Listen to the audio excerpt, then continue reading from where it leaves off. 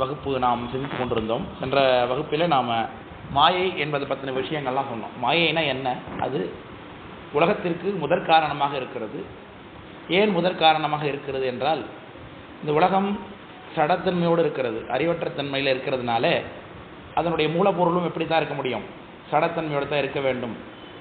சடப்பொருள் உலகமாக தானாக பரிணமிக்காது, காரியப்படாது. அதை காரியப்படுத்துவதற்கு ஒரு அறிவுடைய பொருள் வேண்டும். அந்த அறிவுடைய பொருள் சிவபெருமான். சரி, சிவபெருமான் நேரடியாக மலத்தில் இருந்து கொண்டு வேலை செய்வாரான்னா அவர் செய்ய மாட்டார்.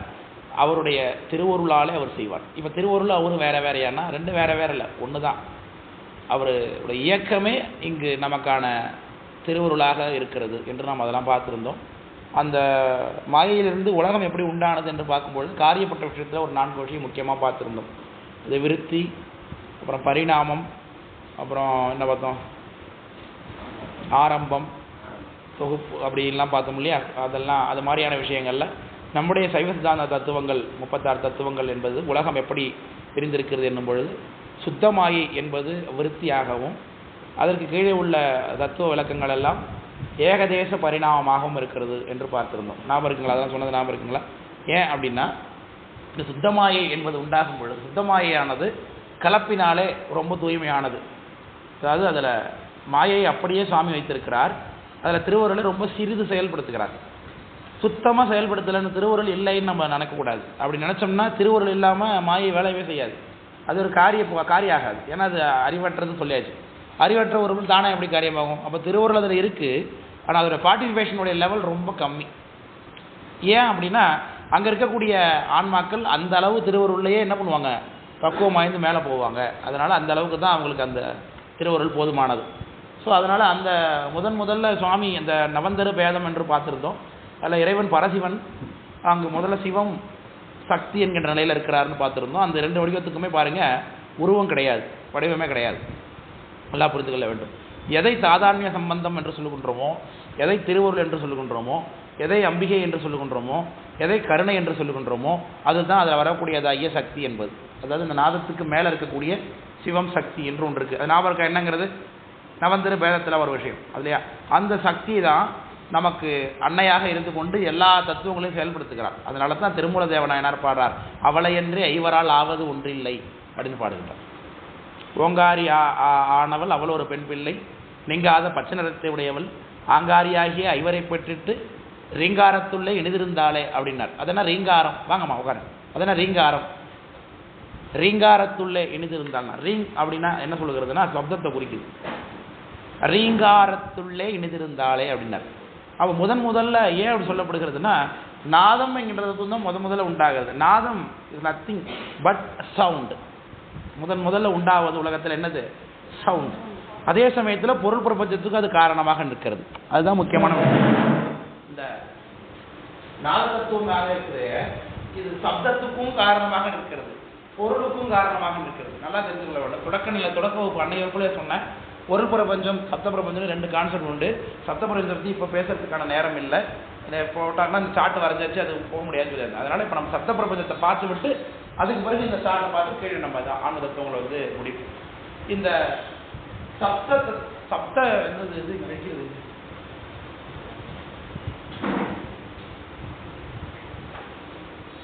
இங்க இல்லையா?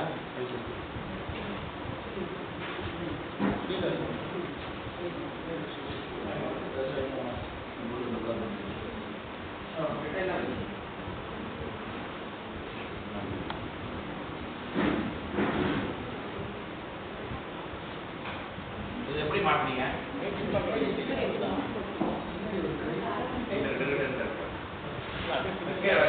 அப்புறம் மாட்டீங்க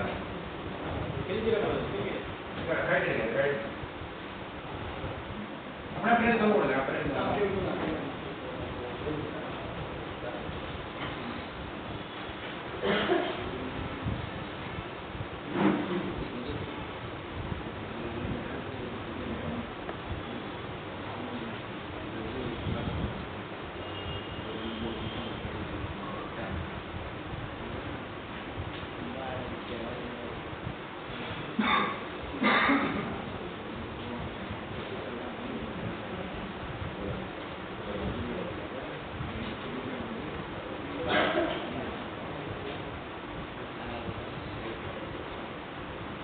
இந்த பரசிவம் என்று சொல்லுகின்றோம். பரசிவம் முதல்ல உயிர்களுக்காக என்ன பண்ணுகிறார்? கருணை செய்கிறார் இல்லையா? அவர் அகலமாய் யாரும் அறிவறிந்து அப்போரும் சகலமாய் வந்தது. அந்த சகலமாய் வந்ததுங்கிறது தான் இந்த 36 தத்துவம் எப்படி வடிவெடுத்து வந்தாருங்கிறது. சரி, வந்து என்ன செஞ்சது? தானாக தந்ததுன்னா. ஏன் தானாக தரணும்? அவர் கொடுங்கன்னு சொல்றதுக்கு யாருமே கிடையாது இல்லையா? அவரால் தான் தந்தார். அந்த கருணை ஏன் செஞ்சார்? அவரால் கருணை செய்யாமல் இருக்க முடியாது. சிற்றுயிர்க்கு இறங்கி காய்தின ஆழமுண்டான் அமுதுண்ண கடையவனை அப்படின்னார் ஆசை பெருமான். அதனால சிற்றுயிர்களுக்காக இறங்கி சுவாமி தன்னுடைய கருணையை கொடுக்கிறார். அப்போ எப்போ உயிர்களுக்காக சங்கல்பம் செய்தாரோ முதல்ல அப்பவே அவர் என்ன ஆகிறார்? சிவம் சக்திங்கிற நிலைக்கு உட்படுகிறார். அது சிவம் சக்திங்கிற நிலையா நம்ம அவர் அறிகிறோம். இந்த சிவமும் இந்த பரசிவமும் வேற வேற இல்லை. வடிவத்துக்காக சிவம் சொல்லிக்கிறோமே தவிர்த்து இவரும் அவனும் என்ன இல்லை, வேற வேற இல்லை. இல்லைங்க பார்த்தீங்களா? இவருடைய சக்தி தான் சக்தி, இவருடைய சக்தி தான் சக்தி. சக்தியை தனியாக காட்டுவதனால நம்ம சிவம்னு தனியாக சொல்லிக்கிறோம். இல்லைங்க பார்த்தீங்களா? அதெல்லாம் பரசிவம் வேற இவர் வேற போடுறதுன்னு நினைக்கக்கூடாது. இல்லைங்க பார்த்தீங்களா? இவருடைய சங்கல்பம் ஆன மாத்திரத்திலே அவர் என்னவா அறியப்படுகிறார்? சிவம் அறிவு தனியாகவும் சக்தி தனியாகவும் அறியப்படுகிறார். ஆனால் ரெண்டுமே ஒண்ணுதான். அவருடைய அருள் தான் கருணை, கருணை தான் அறிவு, எல்லாமே ஒண்ணுதான். அதே ஒரே குணத்தையுடைய பெருமான் நம்ம பார்த்துருக்கோம் இல்லையா? அதனால இந்த சக்தியை தான் நம்ம என்ன சொல்லுவோம்? சாதான்யம் என்று சொல்லுவோம். இந்த அம்பாள் தான் நமக்கு கீழே உள்ள தத்துவங்களை செயல்படுத்துறதுனால தான் அம்பாளை துதிக்கும் பொழுதெல்லாம் நமக்கு என்ன சொல்ல திரும்ப பாட்டு சொன்னேன். ரீங்காரத்துள்ளே எழுதியிருந்தாலே ஆங்காரி ஆகிய ஐவரை பெற்றுட்டு இருந்தார். அந்த ஐவர் யாரு? சதாசிவர், மாகேஸ்வரர், ருத்ரர், திருமால், அயன் என்று சொல்லக்கூடிய 5 கர்த்தாக்கள். அந்த கிருத்தியத்தை செய்யக்கூடிய 5 கர்த்தாக்கள். அந்த 5 கர்த்தாக்களை யாரு பெற்றார்னு சொல்கிறார்? இது சக்தி பெற்றதாக சொல்கிறார். உடனே எல்லாரும் என்ன பண்ணுவாங்க? இங்கே உமாதேவியை கொண்டு வந்து வச்சு உமாதேவிக்கு மேலதான் அந்த 5 பேர் அப்படின்னு சொல்லிடக்கூடாது. இந்த உமாதேவியே யாருக்கு பதில? ருத்ரருடைய சக்தி, சிவனுடைய சக்தி. சரி, அப்படி சொல்லக்கூடாது. தப்பானா உண்மை சொல்லலாம், இந்த புரிதலோட சொல்லணும். ஏன்னா அம்மையப்பரே உலகத்துக்கு அம்மையப்பன் அப்படிங்கிறது சாஸ்திரம் தான் சொல்லுது, கரெக்டபடியா சொல்லுது. அதனால இந்த அம்மையப்பரை தான் நமக்கு அம்மையப்பர். அன்னைக்கு நம்ம பார்த்துருக்கோம். இந்த அம்மையப்பரை நம்ம யாரையா பார்க்கணும்? இந்த சிவசக்தியாக பார்க்க வேண்டும். விளக்க முடியுங்களா? இவங்களுக்கு இருக்கக்கூடிய சொரூப கோலமாக சிவம் சக்திங்கிற தன்மையும் தடஸ்த கோலமாக சிவம் உமைங்கிற தன்மையும் அவங்க இருக்கிறார்கள் நாம் புரிந்து கொள்ள வேண்டும். நம்ம என்னைக்குமே இவங்க இருக்கிறாங்க நினைத்து பார்க்க முடிய தவிர்த்து அவங்களால என்ன பண்ண முடியாது, புரிந்து கொள்ளவோ அறிந்து கொள்ளவோ நமக்கு சக்தி இல்லை. நம்மளை பொறுத்தவரை சாமியம்பாள்னா யாரு தான்?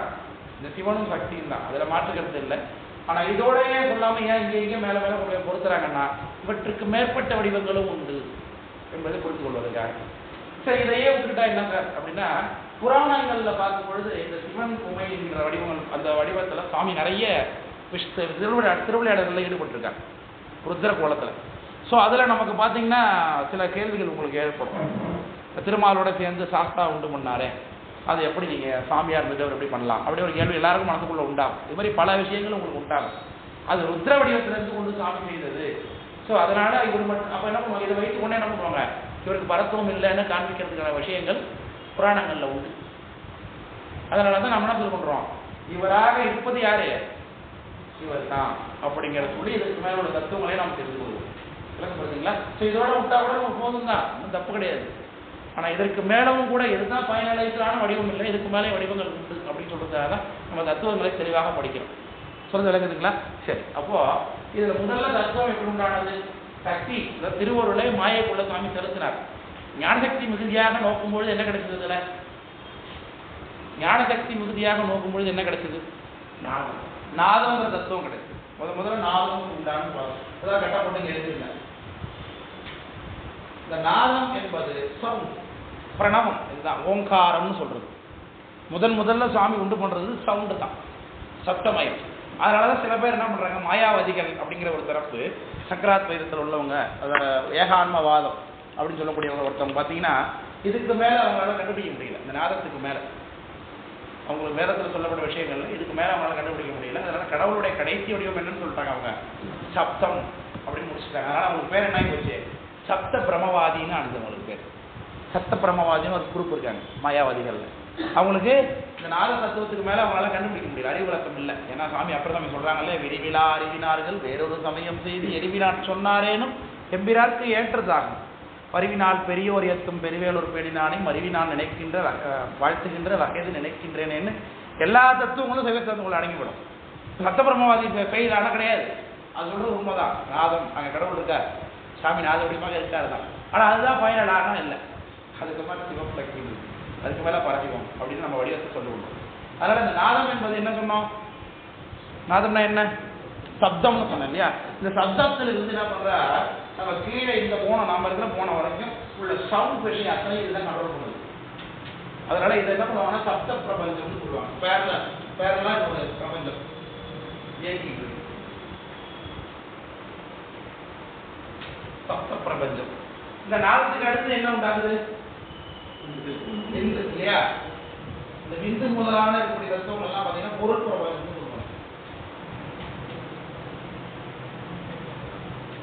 சப்த பிரபஞ்சம், பொருள் பிரபஞ்சம், அதான் சொற்பிரபஞ்சம். சொற்பிரபஞ்சம் சப்த பிரபஞ்சம், அர்த்த பிரபஞ்சம் பாங்க, சொற்பிரபஞ்சம், பொருள் பிரபஞ்சம் பாங்க. இது ஃபர்ஸ்ட் வாங்க, இது ஃபர்ஸ்ட் புரியுதா உங்களுக்கு? இந்த நாதத்திலிருந்து சுவாமி இந்த உலகத்தை உண்டு பண்ணும்போது 2 விஷயமாக உண்டு பண்ணுறாங்க. நம்ம கண்ணால பார்க்குற விஷயங்கள் தான் பொருள் பிரபஞ்சங்கிறது. காதால கேட்கக்கூடிய விஷயத்தை என்ன சொல்றாங்க? சப்த பிரபஞ்சம் என்று சொல்லுகிறாரு. விளக்க முடியுதுங்களா? இந்த சப்த பிரபஞ்சத்தினுடைய விஷயமாக 4 வாக்குகள் பிறக்கிறது. 4 வாக்குகள்.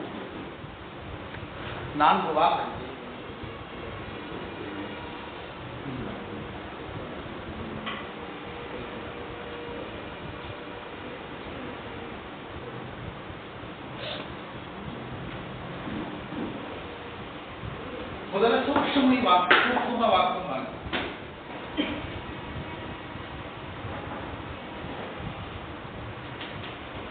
அடுத்து பைசந்தி,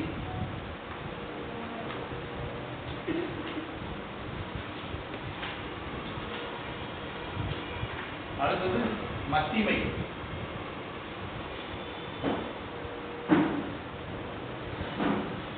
அடுத்தது வைகரி,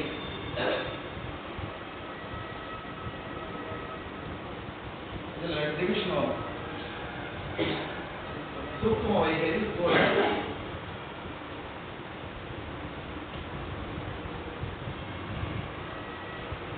சப்தம் அப்படி நம்ம சொல்றோமே, இதுக்கு எது அடிப்படை? இப்போ நான் ஒரு வார்த்தை சொல்றேன்.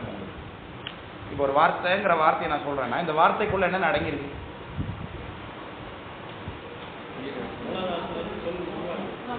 இல்ல நான் கேட்கறேன், இந்த வார்த்தைக்குள்ள என்ன இருக்குங்க? யாரா எழுத்துனீங்களா? யாரோ சவுண்ட் சவுண்ட். அப்புறம் அதை என்ன வாரியலாம்? அவர் என்ன பேசினார் சொல்லுங்க. ஆனால் என்னால் சொல்ல முடியாது. சரி, எழுதி காமிக்கிறாங்க. எழுதி காமிக்கும் போது எதனால் எழுதுவீங்க? வார்த்தைங்கிறது எப்படி எழுதுவீங்க நீங்க? வா இர் இத்தை அப்படிங்கிற சொற்களை வைத்து தானே எழுதுவீங்க இல்லையா? அப்போ சட்டத்துக்குள்ள என்ன இருக்கு? அப்போ எழுத்து. வார்த்தைங்கிறது சொல்லு, அதுக்குள்ள டிவிஷன் பண்ணி பார்த்தோன்னா என்னவா இருக்கு? எழுத்துன்னு ஒரு ஃபார்மேட் இருக்கு. இப்போ அப்போ பல எழுத்துக்கள் சேர்ந்தது தானே வார்த்தையா உண்டாகுது. அந்த வார்த்தைன்னு ஒன்று பிறந்ததுக்கு பிறந்தா சப்தமா வெளியில வரும். விளக்கம் புரியுதுங்களா? அப்போ இந்த வாக்குன்னு ஒன்று பிறக்கிறதுக்கு உள்ள நம்ம பிரிக்க ஒன்னா வருது. கடைசியில் எழுத்துல போய் உட்காருது. விளக்கம் புரியுதுங்களா? உயிரெழுத்து, மெய்யெழுத்து நம்ம சொல்லிவிடுறோம் பாருங்க. அப்படியான எழுத்துக்கள் அது பேர் வண்ணம்னு பேர். எழுத்துக்கள் என்ன சொல்லுவாங்க?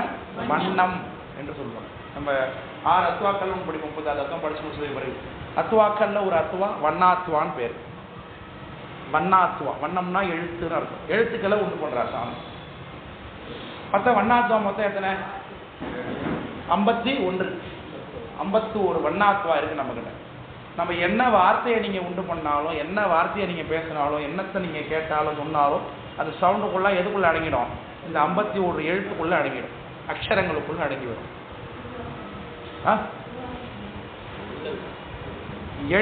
எழுத்துக்கள் அப்படிங்கிறது 51 எழுத்துக்குள்ள சவுண்ட். நம்ம பேசக்கூடிய அத்தனை சவுண்டும் இந்த 51 எழுத்துக்குள்ள அடங்கிடும். அது அக்ஷரம். சரி, இந்த அக்ஷரம் அப்படிங்கிறதுக்கு உண்டாகிறதுக்கு முன்னாடி என்ன இருக்கணும்? மனசுக்குள்ள ஒரு சக்தி இருக்கும். இந்த எழுத்துங்கிறது உண்டு பண்றதுக்கான ஒரு சக்தி. இப்போ நான் எழுதணும், நான் ஒரு விஷயத்தை நினைக்கிறதுக்கு அந்த நினைக்கக்கூடிய வல்லமைன்னு ஒன்று எனக்கு இருக்கணும்ல. முதல்ல நான் முதல்ல ஆனாவனான்னு ஒன்று எனக்கு தெரியணும். தெரிஞ்சால் தானே நான் முதல்ல ஆனான்னு எழுத முடியும், தெரியும். அப்போ ஆனாவண்ணாவை தெரிந்து வைத்திருக்கக்கூடிய ஒரு சக்தி, காங்காட்டாவை தெரிந்து வைத்திருக்கக்கூடிய ஒரு சக்தி, என்கிட்ட இருக்கக்கூடிய வாக்குகளை உண்டு பண்ணுவதற்குரிய ஒரு சக்தி என்கிட்ட இருக்கு பாருங்க. அது ஒரு வாக்கு. சரிங்களா? அதுக்கப்புறம் வாக்கு பிறப்பதற்குரிய ஸ்தானம் எப்படி 4 வகையாக சொல்லப்படுகிறது. அதுதான் இந்த இடத்துல 4 வாக்காக சொல்றாங்க. சூக்குமை வாக்கு, பைசந்தி வாக்கு, மத்திமை வாக்கு, வைகை வாக்கு. சூக்குமை வாக்கு அப்படிங்கிறது எந்த இடமாகணும்? மூலாதாரத்தை இடமாக கொண்டு பிறக்கும். மனித உடல்ல நம்முடைய மூலாதாரத்தனத்தில் இருந்து கொண்டுதான் இந்த சூக்குமை வாக்கு பிறக்கும்.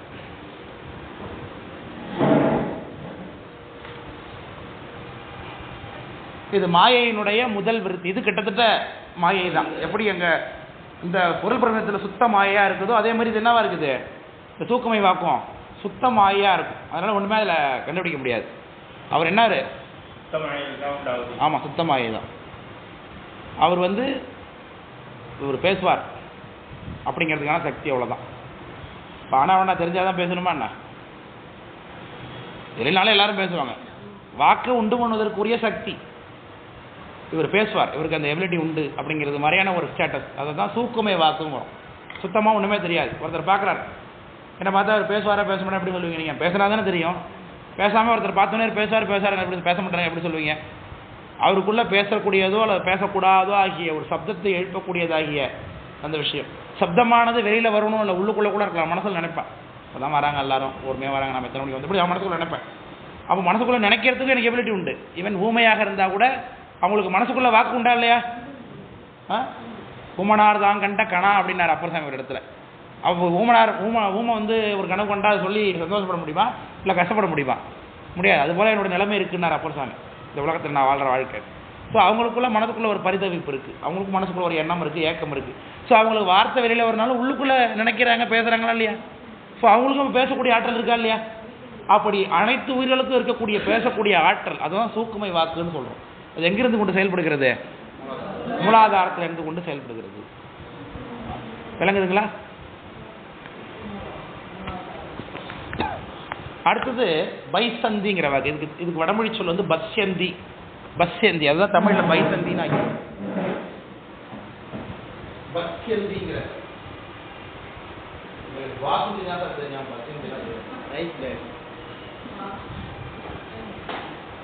பஸ்யந்திங்கிறது தமிழில் பைசந்தின்னு ஆக்கியிருக்காங்க. இவர்கிட்ட சுத்தமாக இவர் பேசக்கூடிய ஆற்றல் மட்டும்தான் சூக்குமை வாக்கு. அதுக்கு பிறகு இந்த உள்ளுக்குள்ளே இருக்கிற ஆற்றல் என்னவாகுது? எழுத்துக்களாகவும் ஒரு சப்தங்களாகவும் அக்ஷரங்களாக விரிவடையக்கூடிய ஒரு தன்மை. இதுதான் பைசந்தி வாக்குன்னு சொல்கிறது. இது இருக்கார், ஆனால் கண்டுபிடிக்க முடியாது. இவர் இருக்கிறதுனால தான் எழுத்துக்கள் உண்டாகுது. தனித்தனியாக எழுத்துக்களாக பிரிக்கணும். கரு கட்டின நிலை மாதிரின்னு வச்சுங்களேன். கரு கட்டினது மாதிரி ஒரு கரு இருக்குது. ஒரு கருப்பையில் உள்ள முட்டையை எடுத்து பார்க்குறீங்க. அதுக்குள்ளே ஒரு 5 மாதம் 6 மாதத்துக்கு மேலே தான் கை கால் அப்படிலாம் நமக்கு தெரியும். அதுக்குள்ளே பார்த்தோன்னா கை காலெலாம் இருக்கிறது தெரியுமா? ஒரு முதல்ல உண்டான முதல் மாதத்து கருவை எடுத்து பார்த்தா அந்த கையோ காலோ தெரியுமா? இப்போ அது கை கால் இல்லையா? அது உள்ள கை கால் உள்ளே தான் இருக்குது இப்போ, ஆனால் வெளிப்பட்டு தோன்றலை. இல்லைப்படுதுன்னா இதுக்கு தான் உதாரணம் மயில் முட்டை நீர்மை போலன்னு உதாரணம் காமிப்பாங்க பைசந்தி வாக்கு. மயில் முட்டையில் பார்த்தீங்கன்னா அதே போல் மஞ்சக்கரு வெள்ளைக்கரு தான் இருக்கும். எல்லா கோழி முட்டையை உடைச்சு பார்த்தாலும் என்னவாக இருக்கும்? மஞ்சக்கரு வெள்ளைக்கரு தான் இருக்கும். ஒரு மைனா முட்டையை உடைச்சு பார்த்தாலும் என்னவாக இருக்கும்? அதுலேயும் மஞ்சக்கரு வெள்ளைக்கரு தான் இருக்கும். ஆனால் மயில் முட்டைக்குள்ளே இருந்து வரக்கூடிய குஞ்சில் என்னென்ன இருக்குது? அது இறக்கையில் இருக்கக்கூடிய அத்தனை வர்ணங்களும் அந்த முட்டைக்குள்ளே தானே இருந்தது. இப்போ அந்த நீர்மத்தில் தானே இருந்தது. அந்த மஞ்சக்கருலையோ அந்த மஞ்சக்கருவில் தான், சாரி வெள்ளைக்கரில் இருக்காது. வெள்ளைக்கரு என்னது? எதுக்கு வெள்ளைக்கரு? உள்ளே இருக்கக்கூடிய குஞ்சுக்கு உணவு இல்லையா? அதான் கருப்புயில் இருக்கக்கூடிய அந்த உயிர் கூட சாமி உணவு வச்சு தான் அனுப்புகிறாரு வெளியில். அது உள்ளே இருக்கக்கூடிய அந்த யோக்குன்னு சொல்கிறாங்க பாருங்க, முட்டைக்குள்ளே மஞ்சக்கரு, அதுதான் கருவாக வளரக்கூடியது. அது முட்டைக்குள்ளே இருக்கிற வரைக்கும் அது சாப்பிட்றதுக்கு என்ன உணவு? சத்து பொருள் தான் வெள்ளைக்கரு சுற்றி வச்சிருக்கக்கூடிய ஆல்புமின்னு சொல்லுவாங்க. சாமி அதுக்கு அதை வச்சிருக்காரு உள்ள. அந்த கரு உயிர்கள் வெளில வரணும்னு. கருப்பம் அழித்து கழித்திருந்தேனோ அப்படின்னு கேட்பார் வள்ளல் சாமி, அது ராமலிங்க சாமி. சரி இது போட்டோம். அந்த மஞ்சள் கருவில் பார்த்தா மஞ்சளாக தான் தெரியுது. ஆனால் அது மயில் முட்டையாக இருந்ததுனாக்க அது பொரிச்சதுக்கு பிறகு மயில் குஞ்சாக வளர்க்கக்கூடிய சக்தி இருக்கா இல்லையா? ஆனால் உள்ளே இருக்கும்போது மயில் குஞ்சாவை தெரிஞ்சுது இல்லை. கோழி குஞ்சாக இருந்ததுன்னா கோழி குஞ்சாக வெளில வளருது. கோழிக்குரிய ரெக்கை வண்ணம் எல்லாம் முட்டைக்குள்ளே தானே இருந்திருக்கும், ஆனால் தெரியலையே. அதுபோல் நாம் பேசக்கூடிய அ ஆ இ ஈ அப்படிங்கிற சவுண்டெல்லாம் இந்த பைசந்திங்கிற வாக்குக்குள்ளே இருக்குது. முன்னாடி அதெல்லாம் இல்லாமல் இருந்தது. பேசக்கூடிய ஆற்றலாம் மட்டும் தான் இருந்துச்சு. இப்போ அ ஆ இ ஊங்கிற அக்ஷரங்கள்லாம் இதுக்குள்ளே இருக்கார். ஆனால் என்ன பண்ணல, அவரெல்லாம் விளங்கி தோன்றலை. பின்னாடி இந்த மத்தியமை வாக்கில் தான் சவுண்டு உண்டாக போகுது. அதுக்கு முன்னாடி அதெல்லாம் உண்டாகிறதுக்கு ஒரு காரணமாக அவர் இருக்கார். அவர் தான் பைசந்தி வாக்குன்னு பேர். பைசந்தி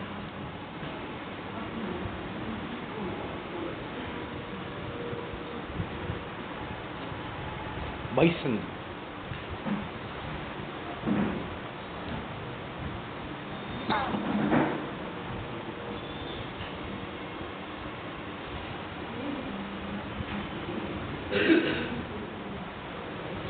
இவர் அடுத்த ஸ்தானத்தில் இருக்கார், மணிப்பூரக ஸ்தானத்தில் இருக்கார். பைசந்தி வாக்கு அங்கே தான் இருக்கார் இவர். வயிற்றுல இருக்கார். நம்ம ஆ அப்படின்னு சவுண்ட் சொன்னோம்னா அது எங்கேருந்து உண்டாகும் தெரியுமா? அடி வயிற்றுலேருந்து தான் உண்டாகும். நீங்கள் இதில் சொல்லதிகாரம்னு நம்ம தொல்காப்பியத்தை படித்து பார்த்தீங்கன்னா தெரியும் எந்தெந்த எழுத்துக்கள் எந்தெந்த உறுப்புகள் இருந்து பிறக்குது அப்படின்லாம் எழுதியிருப்பார் அவர். அதனால் அந்த பைசந்தி வாக்கு, இந்த பைசந்தி வாக்கு அதிலிருந்து அடுத்து மத்திமை என்கின்ற வாக்கு பிறக்குது.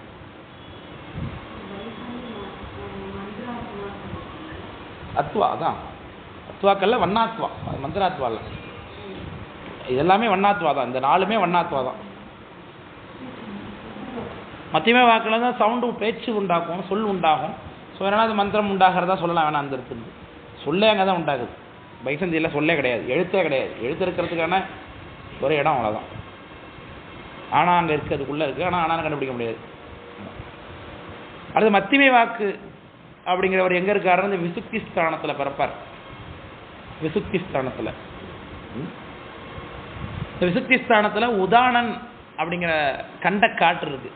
பின்னாடி பார்ப்போம், காற்று 10 வாயுக்களை பற்றி பின்னாடி பார்ப்போம். அன்னைக்கு அந்த 10 வாயுக்களில் ஒருத்தர் உதானன்னு அவருக்கு பேர். அவர் தான் நம்ம பேசுறதுக்கு உதவி பண்ணுறார். நம்ம உடம்புல மொத்தம் 10 வித வாய்க்கள், தச வாய்க்குள் சொல்லுவோம். அதை பஞ்ச வாய்க்குள்னு பொதுவாக சொல்லுவாங்க. பஞ்சபிராணன் என்று சொல்லுவாங்க. உபபிராணன் சேர்த்து 10, பஞ்சபிராணன் 5, உபபிராணன் 5 சேர்ந்து 10 சொல்லுவாங்க.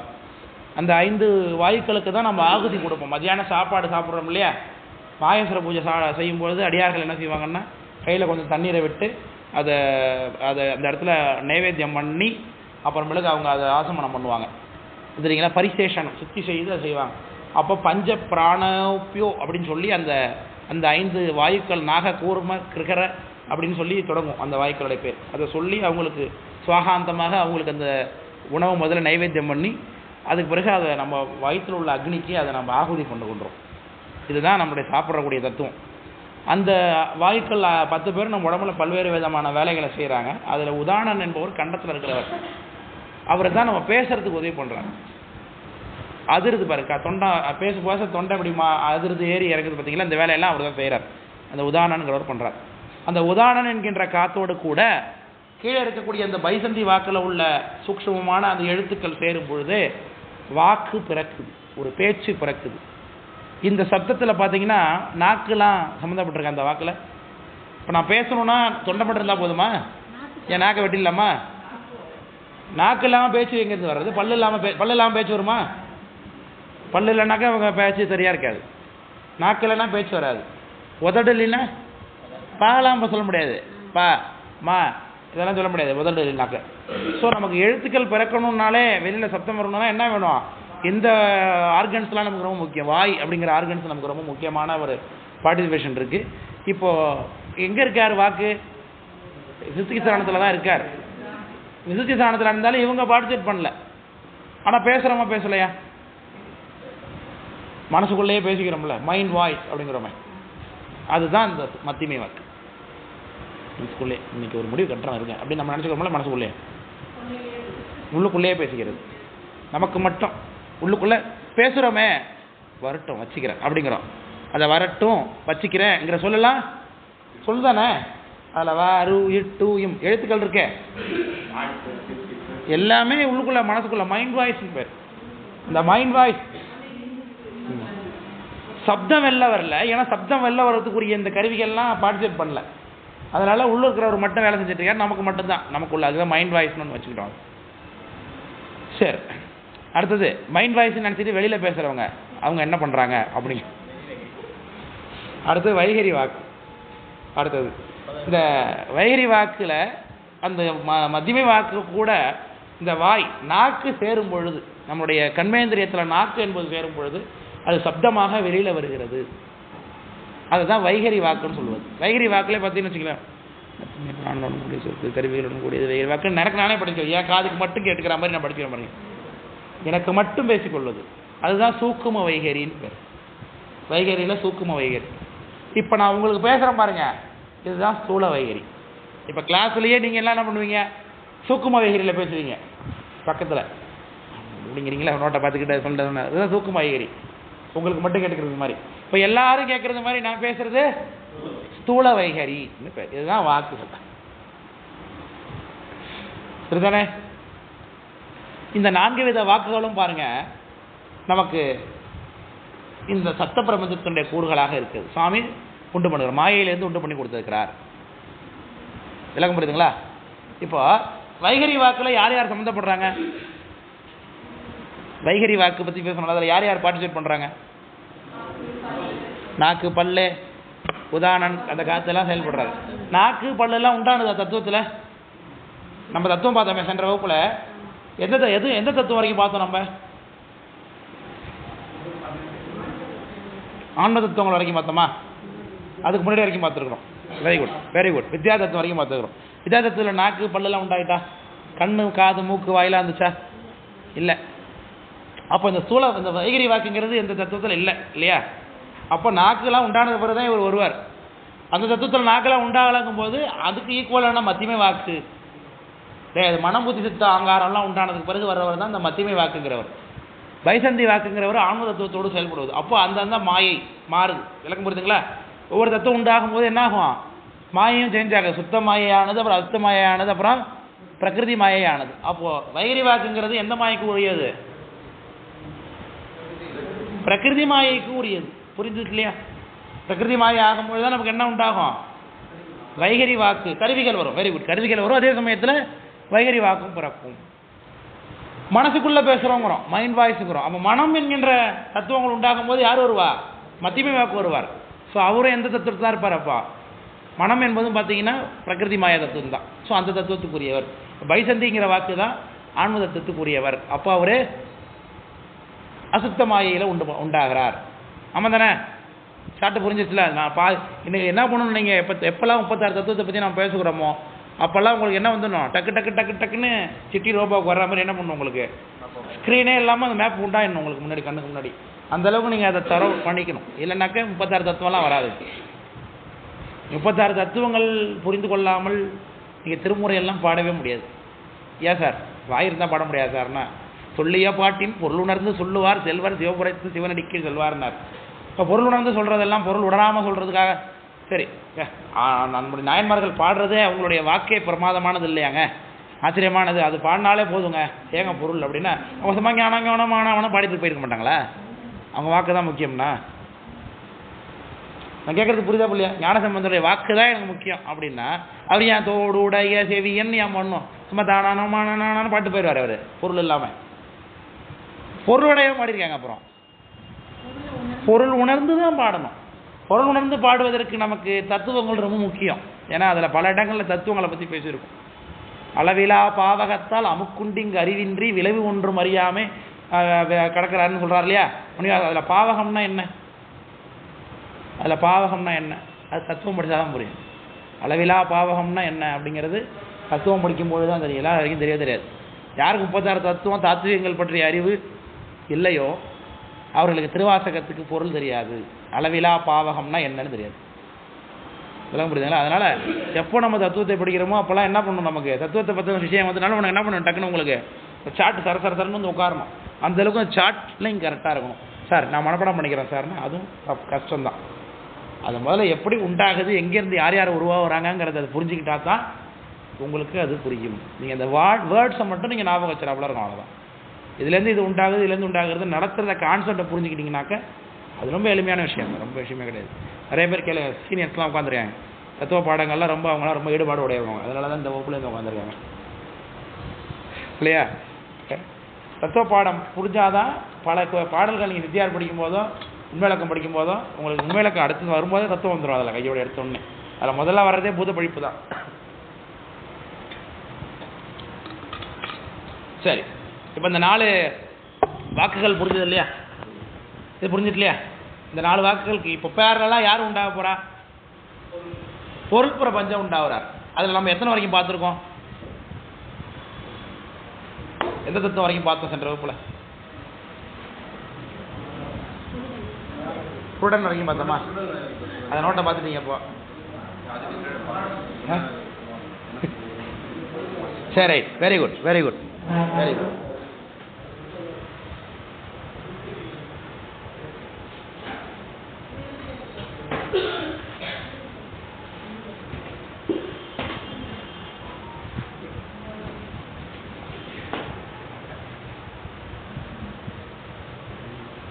இந்த தத்துவ படம் உங்களுக்கு எல்லாரும் கையில் கொடுத்துருக்கு. அதை நம்ம போர்ட்லேயே அன்றைக்கி வரைஞ்சிருந்தோம். அது இல்லாமல் நீங்கள் ஐயா 2ஆம் ஆண்டு நந்தகுமார் ஐயா அவங்க எங்கே இருக்காங்க வரலையா? கேரளாவுக்கு போயிருக்காரா? சரி, அவங்களுடைய உபயமாக தான் இந்த நமக்கு இந்த சார்ட் வரைஞ்சி கொடுத்துருக்காங்க. சரிதானே? அவங்க அனாதி பரத்துவத்திலிருந்து நாதம் பரப்பதாக போட்டிருக்காங்க. இடையில 2 பேர் மிஸ் ஆகிறாங்க. யார் யார்? சிவசக்தி. இதில் ஏன் போடலை? ஏன்னா அவங்களை தனி தத்துவமாக அறியறது இல்லை, அதனால இவங்களை இங்கே காட்டலை. விளக்கம் புரிஞ்சுங்களா? ஆனால் நவந்தரு பேதம் அப்படின்னு நம்ம கடவுளர் வடிவங்களை பார்க்கும்பொழுது அதில் அவங்க வந்துடுவாங்க. நமக்கு தெரியும், ஞானசக்தி மிகுதியாக திருவருளை செலுத்தும் பொழுது மாயை என்னவாக ஆகும்? நாதமாக. இப்போ சென்ற வகுப்பு நிறைவானோடனே என்கிட்ட ஒருத்தர் ஒரு கேள்வி கேட்டார். இது வரைக்கும் என்கிட்ட 4 பேட்ச் படிக்கிறீங்க, 4வது பேட்ச் படிக்கிறீங்க. அதுக்கு நிறைய பேர் விளையாட்டு கூட இது வரைக்கும் ஒரு கேள்வி, அப்படி ஒரு கேள்வி என்கிட்ட யாருமே கேட்டதே இல்லை. ஏன் அப்படின்னா, சார் ஞானசக்தி மிகுதியாக மாயை நோக்கும் போது நாதம்ல இருந்து விந்து உண்டானது, அது கிரியாசக்தி போகும்போது விந்து உண்டானதுன்னு சொல்றீங்க இல்லையா? இப்போ இங்கே கிரியாசக்தி மிகுதி பார்க்கும்போது திருப்பி விந்து தானே உண்டாகணும். இங்கே எப்படி தத்துவம் மாறி போயிருக்குன்னு கேட்டார் மணிகண்டன். கேட்குற கேள்வி புரியுதா இல்லையா உங்களுக்கு? கேள்வியே புரியல, இலை புரியல, அவரோட கேள்வியே புரியல. எல்லாம்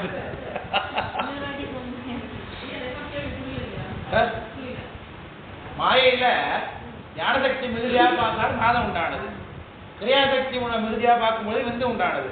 அகைன் திரும்ப பாருங்க, இங்கேயும் ஞானசக்தி மிகுதியாக பார்க்கறாரு, இங்கேயும் கிரியாசக்தி மிகுதியாக பார்க்கறாரு. அப்ப இங்கே கிரியாசக்தி மிகுதியாக போது விந்து உண்டானது இல்லையா? இப்ப எகைன் இங்கேயும் விந்து தானே உண்டாகணும். ஏன் மாயாபுரம் உண்டானது? இங்க ஞானசக்தியை மிகுதி பார்க்கும்போது இங்க திரும்ப என்ன உண்டாயிருக்கணும்? நாதம் தானே உண்டாயிருக்கணும். அது ஏன் சுத்த வித்தை உண்டானதுன்னு கேட்டார். கிரியை சாட்சியா இருக்கும், ஞானம் சம்யா இருக்கும், கடைசியில் ஞானம் சாட்சியா இருக்கும், கிரியை கம்மியா இருக்கும். இல்லை சிவா, அது ஏற்கனவே ஞானத்தில் கலந்து நாதமாச்சு. அதுதான் நம்ம அதெல்லாம் நான் அதை கேட்கல. கேட்ட கேள்வி என்னன்னா, இவர் ஞான மிகுதியாக பார்க்கும்போது நாதத்துவம் உண்டானது இல்லை, இங்கேயும் ஞான மிகுதியாக தானே பார்த்துருக்காரு, எழுதிருக்கோமே. இங்கே ஏன் சுத்தத்தை உண்டானது? ஏன்னா மகேஸ்வரன் தத்துவம் வரைக்கும் எல்லாமே சேர்ந்துருக்கு, கூட இன்னும் ஞானம் இருக்கும்போது ஞானத்துடைய அளவு அதிகமாகும். நல்ல பதில், நல்லா யோசிச்சிருக்காரு. வேற ஒன்றா திரிந்து அது கூட இன்னும் சேரும் போது அது இன்னொன்னா தெரியும். Very good, very good. சென்ற வகுப்புல நான் சொல்லிட்டேன் விளக்கமா. நல்லா திரும்ப கேள்வி கேட்டாரு. ஆனால் இந்த கேள்வி யாருமே என்கிட்ட கேட்கல. வெறும் சுத்தமாகிய ஞானசக்தி மிகுதியாக பார்க்கும்போது நாதம் உண்டாகும். அதுக்கடுத்து திரும்ப ஒரு சுத்தமாகிய பார்க்க மாட்டார். அதுக்கடுத்து கிரியாசக்தி மிகுதியாக நாதத்தை தான் பார்ப்பார். அதனால நாதம் விந்தாக மாறுது. திரும்பவும் ஞானசக்தி கிரியாசக்தி மிகுதியாக விந்துவை தான் பார்ப்பார். அதனால அடுத்தது சாதாக்கியம் உண்டாகுது. அதுக்கடுத்து திரும்பி கிரியாசக்தி மிகுதியாக சாதாக்கியத்தை தான் பார்க்கறாரு. அதனால மாயேஸ்வரம் உண்டாகுது. திரும்பவும் ஞானசக்தி மிகுதியாக யாரும் பார்ப்பாரு? மாயேஸ்வரம் பார்க்கறாரு. அதனாலதான் சுத்த வித்தை உண்டாகுது. விளக்கம் புரியுதுங்களா? அப்போ அவர் கேட்ட கேள்விப்படி கிரியாசக்தியை மிகுதியாக பரதீவம் பார்த்தாருன்னா என்னதான் உண்டாயிருக்கணும்? அகைனும் விந்துதான் உண்டாயிருக்கணும். விளக்கம் புரியுதுங்களா? கேள்வி எப்படி இந்த அளவுக்கு நுட்பமா கவனிச்சு புரிஞ்சுக்கிட்டு கேட்கறாங்க பாருங்க கேள்வி. இல்லையா? நல்ல வேலை பதில் சொல்ல தெரியுது. இல்லடா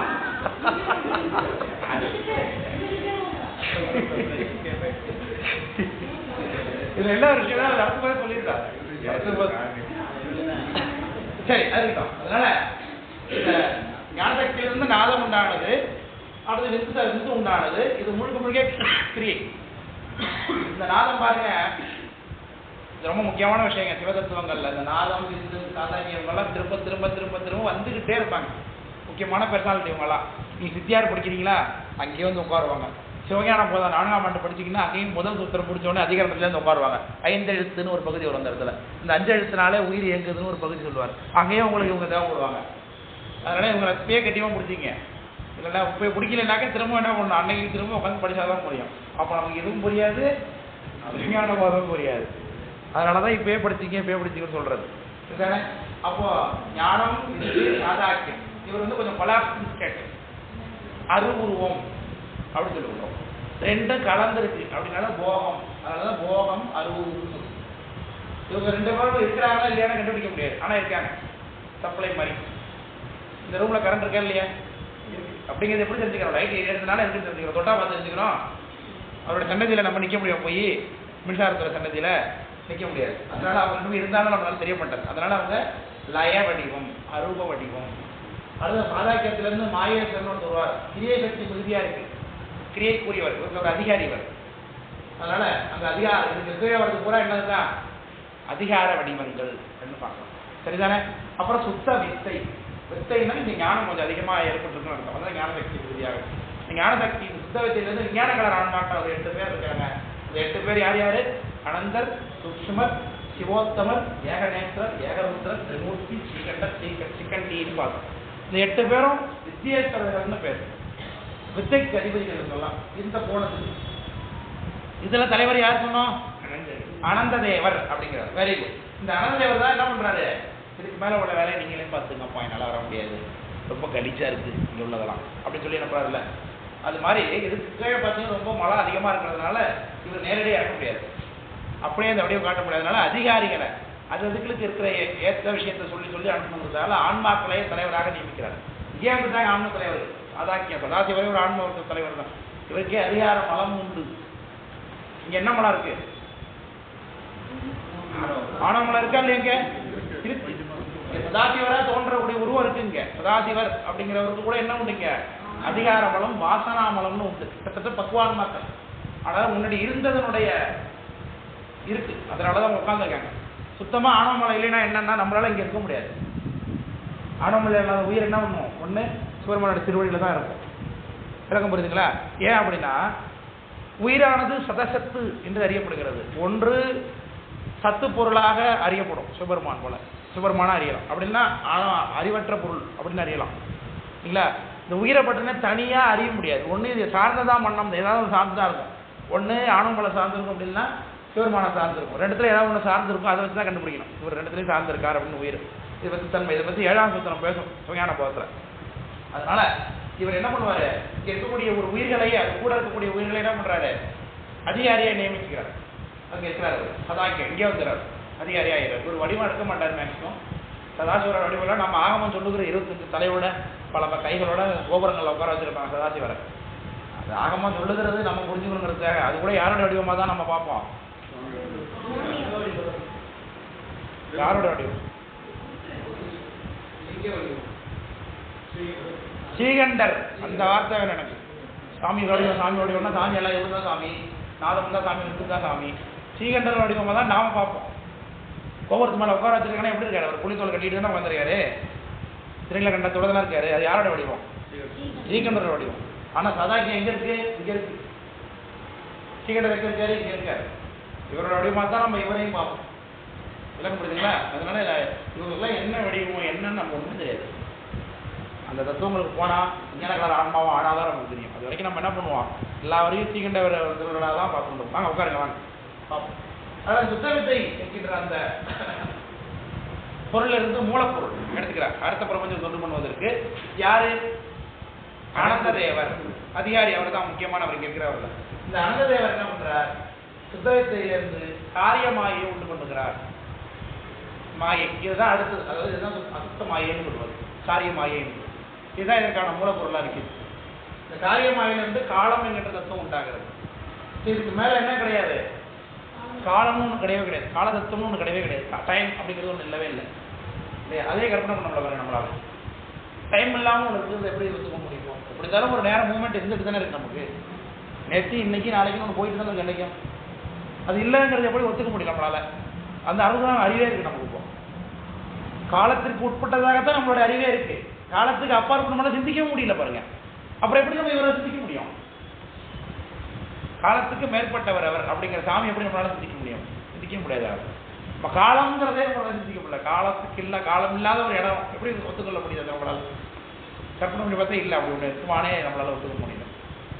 அடுத்த நேதி தத்துவம். நேதிங்கிறது எல்லாம் ஒரு இப்படித்தான் நடக்கணும், ஃபிக்ஸேஷன், இப்படிதான் அது நடக்கணும், இப்படிதான் அது நடக்கணும், இப்படிதான் நடக்கணும்னு சாமி ஒர்க் அவுட் பண்ணி கொடுக்குறது. அவரவர் வினை அவரவருக்கு போகணுங்கிறதுக்காக உள்ளது நேதி தத்துவம். அடுத்தது கலை என்கிற தத்துவம். இது ஏற்கனவே படிச்சாச்சு. கிரியாசக்தியை தூண்டுவதற்கு உயிருக்கு. வித்யா தத்துவம் ஞான சக்தியை தூண்டுவதற்கு. அராய தத்துவம் இச்சா சக்தியை தூண்டுவது. இது மூன்றும் தூண்டப்பட்ட உடனே உயிர் தன்னுடைய அறிவித்தை செயலை உடையதாக தோன்றுகிறது. ஞானத்தின் கண்ணை மறைத்த கடிய தொழில் ஆணவத்தால், சாதாரண தொழில் ஆணவம் இல்லை, கடிய தொழில் ஆணவம் ரொம்ப மறைச்சிருக்கு. எதை மறைச்சிருக்கு? ஞானத்தின் கண்ணை மறைத்த. யாருக்கு? உயிர். இது வரைக்கும் இது வந்தா வரைக்கும் உயிர் இருக்கு. எப்படி இருக்காரு அவரு? கண்ணை முடிச்சு கிடக்காரு. நான் இருக்கிறதே தெரியாத மாதிரி இருக்காரு. முதல்ல உயிர் கண்டுபிடிச்சு பார்க்க வேண்டாம். இந்த தத்துவங்கள் உண்டான போதுதான். அப்பதான் தான் ஒரு உயிர் அறிவு இச்சை செயல் உடையதாக உயிர் முதல்ல உண்டாகுது. விளக்கப்படுதான். அதனாலதான் இச்சாசக்தி தூண்ட, கிரியாசக்தி தூண்ட, ஞானசக்தி தூண்டது. ஒன்ஸ் இந்த தத்துவங்கள்லாம் கூட்டப்பட்டு இந்த 3 சக்தி தூண்டப்பட்டதுனாலே உயிர் என்னவாயிடுது? புருடன் என்கிற தன்மை அடைகிறார். அப்பதான் ஒரு ஆன்மான்னு நம்ம சொல்ல பண்றோம். ஆன்மா என்று சொல்லுவது அதுதான். விளக்கப்படுறீங்களா சொல்றது? சந்தேகம் இருந்து நிறுத்தி கேளுங்க, ஒன்றும் தப்பு இல்லை. எல்லாரும் தலையாடிக்கிட்டே இருக்காங்க, நம்ம மட்டும் தலையாட்டாம இருக்கோம். நம்ம தலையாட்டாம நம்ம கேட்டோம்னு நம்மளுக்கு தப்பா நினைச்சுருவாங்க போட்டுருக்கு, நம்மளுக்கு புரியலன்னு நினைச்சுருவாங்க போது தயவு செஞ்சு நினைச்சிக்காதீங்க. தெரிஞ்சிக்க தான் இங்கே வந்திருக்கிறோம். நமக்கு ஒன்று தெரியாமல் இருந்ததுன்னா அடுத்தவங்களுக்கு அதே மாதிரி இன்னொன்று தெரியாமல் இருக்கும். அடுத்தவங்களுக்கு தெரிஞ்சதெல்லாம் நமக்கு தெரியணும் அவசியம் கிடையாது. அதனால எனக்கு இது புரியல சார், தயவு செஞ்சு சொல்லுங்க சார்னு தயவு செஞ்சு நிறுத்தி கேட்டு போங்க. அப்படியே சரி உட்காந்துட்டு நம்ம தலையாட்டு போனோம்னா இது அப்படியே காலத்துக்கு தலையாட்டே உட்காந்துருக்காது. அப்படி தான் எங்க படாலும் புரியாது. சொல்லுங்க. காரியம் மாயின் சித்தமாயின் காரிய பொருளா? சுத்தமாக காரியம் அதுல இருக்கு. இதுக்கு காரணமா நிற்குது, இதுக்கு காரியமா நிற்குது. சுத்தமாயிக்கு காரியமா நிற்குது. இந்த கீழே உள்ள தத்துவங்களுக்கு இது காரணமா நிற்குது. காரியமாயின் அதுல இருந்து அந்த தத்துவங்கள் உண்டாகுது. அதான் மூலப்பொருள்னு சொல்றோம். மூலப்பொருள் விளக்கம் புரியுதுங்களா? புரதத்துவம் உண்டாயிட்டா. இப்போ இங்க யார் இருக்கா? தத்துவங்கள்ல எந்த வகை ஆன்மாக்கள் இருக்காங்க? பிரளயாகலர் ஆன்மா. Very good. பிரளயாகலர் ஆன்மா. விஞ்ஞானகலர் ஆன்மாக்கள்ல தலைவர் அப்படின்னு பார்த்தா சாதாக்கியம், சதாசிவர். அப்புறம் மாயேஸ்வர் இருக்கா. அதுக்கப்புறம் சுத்த வித்தை அனந்தர் இருக்கா. இவங்கெல்லாம் அதிகாரிகளா இருந்தாலும் அந்தந்த தத்துவத்தை மட்டும் அதிகாரி. ஆனா கீழே உள்ள தத்துவங்கள் அவங்க செயல்படுத்தல. கீழே உள்ள தத்துவங்களை செயல்படுத்துவதற்காக வித்தியாசவர்கள் வராங்க. அதுல யாரு தலைவர்? அனந்தர். அவர் செயல்படுத்தினார் இல்லையா? அதே மாதிரி பிரளயாகலர்கள்ல யாரு தலைவர்? முக்கியமானவர், அதிசூக்கமான பக்குவம் உடையவர். அவர் தான் ஸ்ரீகண்ட உருத்தர். அந்த ஆன்ம சட்டையை தாங்கி கொண்டு வருகிறார். ஸ்ரீகண்ட உருத்தர் என்ன பண்ணுவார்? பிரளயாகலர் ஆன்மாவா இருக்கிறதுனால தான் அவரால் சகலர்களை லீட் பண்ண முடியுது. சகலருக்குள்ளேயே சகலரில் ஒரு லீடை தூக்கி போட்டோம்னா என்னைக்கு என்ன ஆகும்? அது பிரச்சனையை தான் உண்டு பண்ணும். ஏன் நீ மட்டும் தலைவராக இருக்கணும்னு ஆக்கக்கூடாதா அப்படின்னு கேள்வி வந்துடும். பிரச்சனை ஆகிடுது. சண்டை நடக்கிறதுனால தான் திருமாலுக்கும் பிரம்மாவுக்கும் ரெண்டும் என்னது தான் போவா? சகல வகை ஆன்மாக்கள் தான். உடனே சண்டை வந்துடும் பார்த்தீங்களா? 2 பேருக்கும் எடுத்த உடனே சண்டை தான். அதனால 2 பேரும் எல்லாமும் ஒரு புது வகை ஆன்மா தான் என்னவா இருக்கலாம்? லீடிங் ரோலில் இருக்கலாம். அதனால தான் பிரளயாகலர் ஆன்மா இங்கே தலைவராக இருந்து கொண்டு எல்லாவற்றையும் செயல்படுத்துகிறாங்க. இது யாருக்குமே புரியல. திருமாலுக்கும் புரியல, அயனுக்கும் புரியல. நம்மளை போல ஒருத்தர் தான் அவருன்னு நினச்சிக்கிறாங்க. ஆன்மா வர்க்கமே என்னது? வேற. அவருடைய இருப்பிடமே எங்க? வேறு போகணும் இல்லையா? அவர் எங்க இருக்காரு? அவர் இந்த கலாய தத்துவங்கள் வித்யா தத்துவம் போனது இருக்கக்கூடியவர் யாரு? ஸ்ரீகண்ட ஒருத்தர். அதனாலதான் அவருக்கு எப்பவுமே அதிதீவிரமான பக்குவம் இருப்பதனால தான் தன்னால் ஒரு காரியமும் ஆவதில்லை. அதாவது தானாக இருப்பது இந்த அனாதி பரத்தியம் தான் அப்படிங்கிற எண்ணத்துல இருந்து எப்போதும் விலக மாட்டார் அந்த ஆன்மத்தை. அதனாலதான் அவர் தலைவர் பதவியில் எப்போதும் இருந்து கொண்டே இருக்கிறார். இந்த கீழே பிரம்மாவுக்கு உண்டாகும், தலைமைத்துவம் உண்டாகும். அவருக்கு வரம் கொடுக்கக்கூடிய வல்லமையெல்லாம் உண்டாகுதில்ல. ஆனால் அவர் என்ன பண்ணுவார்? வரம் கொடுத்தோன்னே ஓ நம்மளால தானே நம்ம இது பண்ணுறான் அப்படிங்கிற எண்ணம் அப்போ உண்டாகும். ஆனால் இவர் இவ்வளோ மாதிரி சகல வகை ஆன்மாவாக இருக்கிறதுனால ஆணவம் அதிகமாக இருக்கிறதுனால மறைப்பு அதிகம். திருமாலுக்கு அதே பிரச்சனை தான். நான் ஒருத்தர் சம்ஹாரம் பண்ணாருன்னா, மாவளியை சம்ஹாரம் பண்ணாருனாக்க உடனே அவருக்கு பெரிய பிரச்சனை ஆகிடும். சம்ஹாரம் பண்ண வேலையால் இவர் பண்ண ஆரம்பிச்சுவார். ஸோ என்ன காரணம்? அந்த ஆன்மாவுக்கு இருக்கக்கூடிய அதீதமான மறைப்பு. அது ரெண்டுமே இல்லாதனால தான் இவர் மேலே இருந்து கொண்டு செயல்படுத்துகிறார். யாரு? ஸ்ரீகண்ட பரமேஸ்வரர். வெரி. இப்போ அவருக்கு ஒரு மூலப்பொருள் வேணுமா நாம? ஏன்னா அவரும் திருவருள் வடிவம் தானே. அவருக்கும் அடுத்த பிரபஞ்சம் உண்டு பண்ணுறது மூலப்பொருள் வேணும். மூலப்பொருள்னா என்னது நமக்கு? மாயை. அப்போ ஒரு மாயை வேணும்ல. அதுக்கு மாயை என்ன எடுக்கிறார்? கலையிலிருந்து எடுத்துக்கிறார். கலை தத்துவத்திலிருந்து ஒரு மூலப்பொருளை திரட்டுகிறார். அதுக்குதான் மூலப்பிரகிருதி பேர். மூலப்பிரகிருதி. பிரகிருதிக்கு மூலம் அப்படின்னு அர்த்தம்.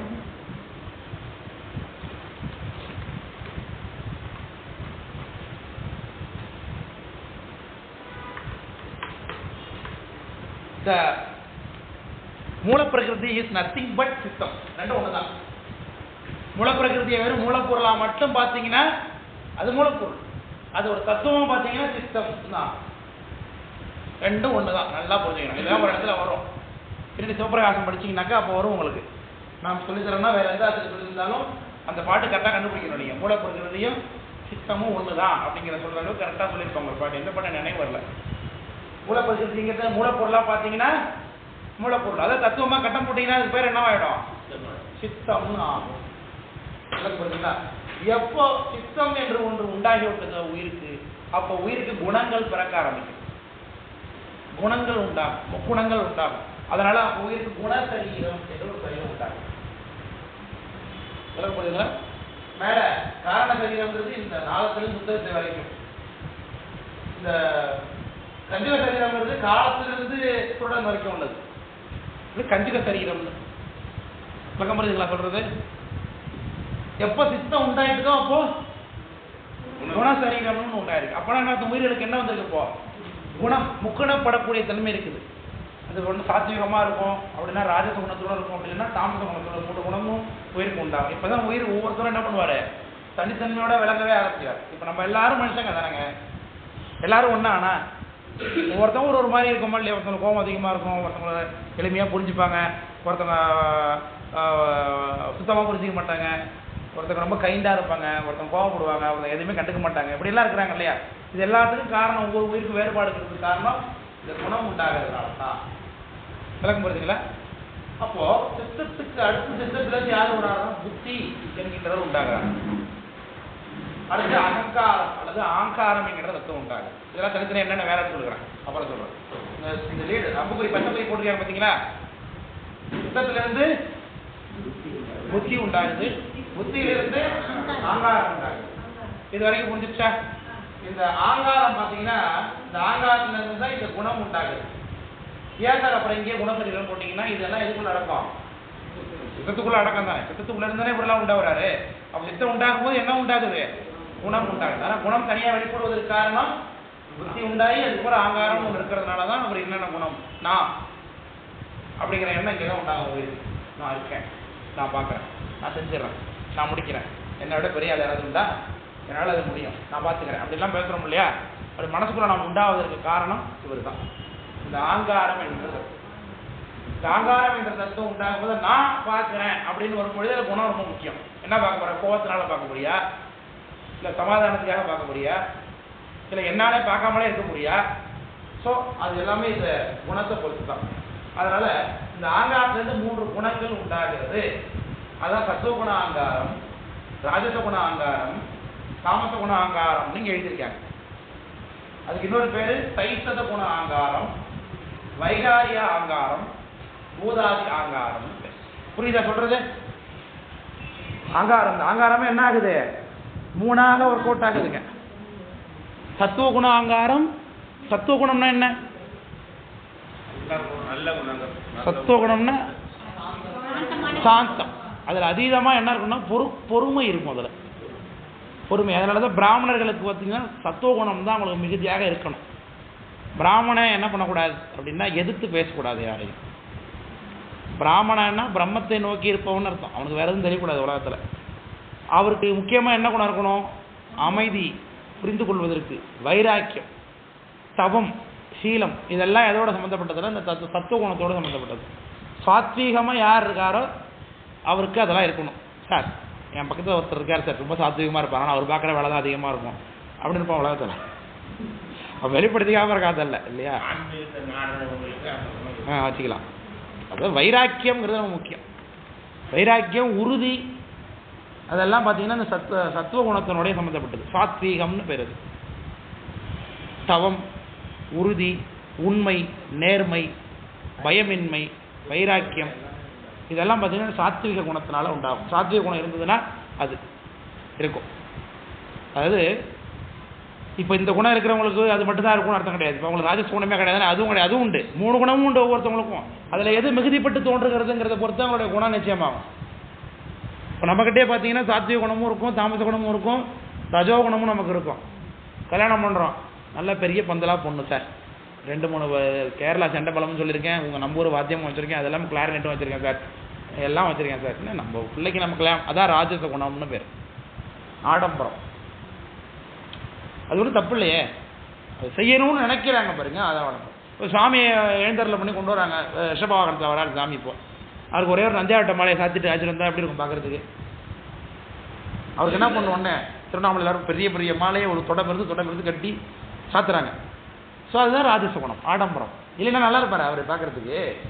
அவ்வளோ பேர் ரிஷபத்தில் ஏற்றி உட்கார வச்சுட்டு ஒரே ஒரு சின்ன மாலையை சாத்திட்டு வந்தா. ஸோ அதனால் குணங்கள் ஒன்றும் தப்பு அப்படின்னு கொண்டாடக்கூடாது. நம்மளுடைய வெளிப்பாடு தான் அது. ஆடம்பரத்தை காட்டுற இடத்துல ராஜசகுணம் இருக்குன்னு அர்த்தம். அதனால அரசன் ராஜசகுணம் அதிகமாக இருந்தாலே அவனுக்கு ராஜானே பேர் அவனுக்கு. அதனால ரஜோகுணம் நேர்மை இருக்கும், கோபம் இருக்கும். நேர்மை இருக்கிற இடத்துல என்ன இருக்கும்? கோபம் வந்துடும் அதிகமாக. வெட்டு குத்து அடிச்சடி தான் இறங்குவாங்க அவங்க. அதான் ராஜசகுணம். அடுத்து பார்த்தீங்கன்னா தாமச குணம். தாமசம்னா உங்களுக்கு தெரிஞ்சு பாருங்க, எதுவுமே தாமதமாக தான் பண்ணணும்.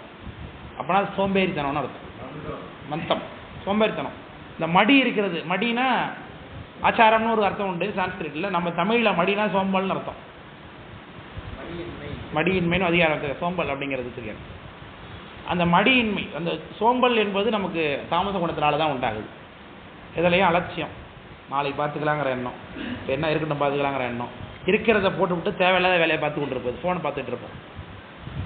நானே பார்ப்பேன், அதுமாதிரி நான் பண்ணிட்டு இருப்பேன். போதும் இன்னும் கிளாஸ்க்கு வரணும், கிளாஸ் படிக்கணும் யோசிச்சுட்டே இருப்பேன். ஆனாலும் ஃபோனில் பார்த்து ஆச்சும் பார்த்துட்டு எழுதிக்கணும், அதை நினப்பு இருக்கும்.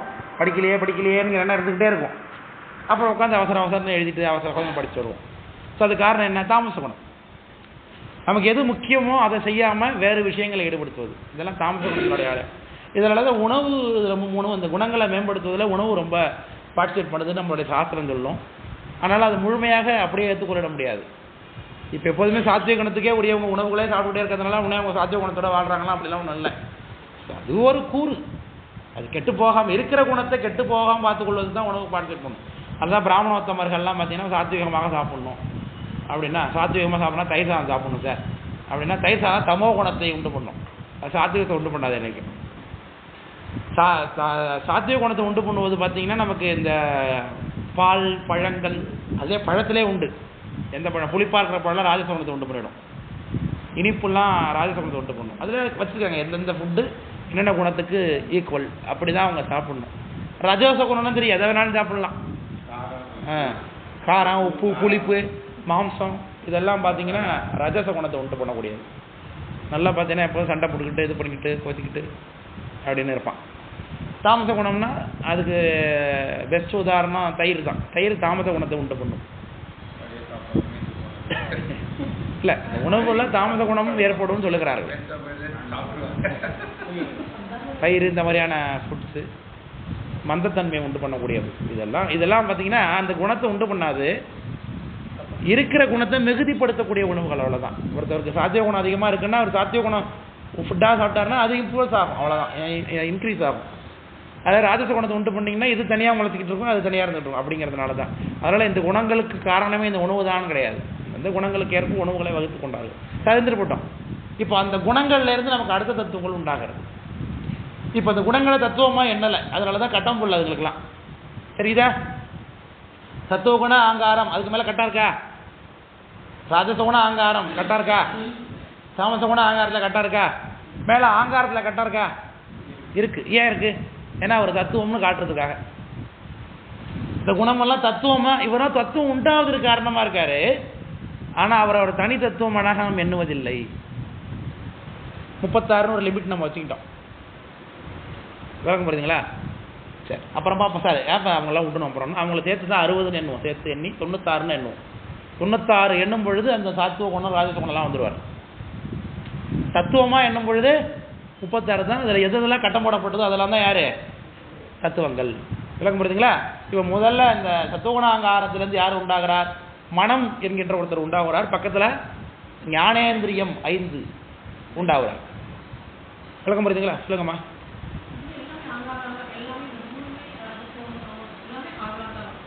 ஆமாம், 3மே ஆங்காரம் தான். 3 ஆங்காரத்துலேருந்து தான் நம்ம உண்டாகிறோம்.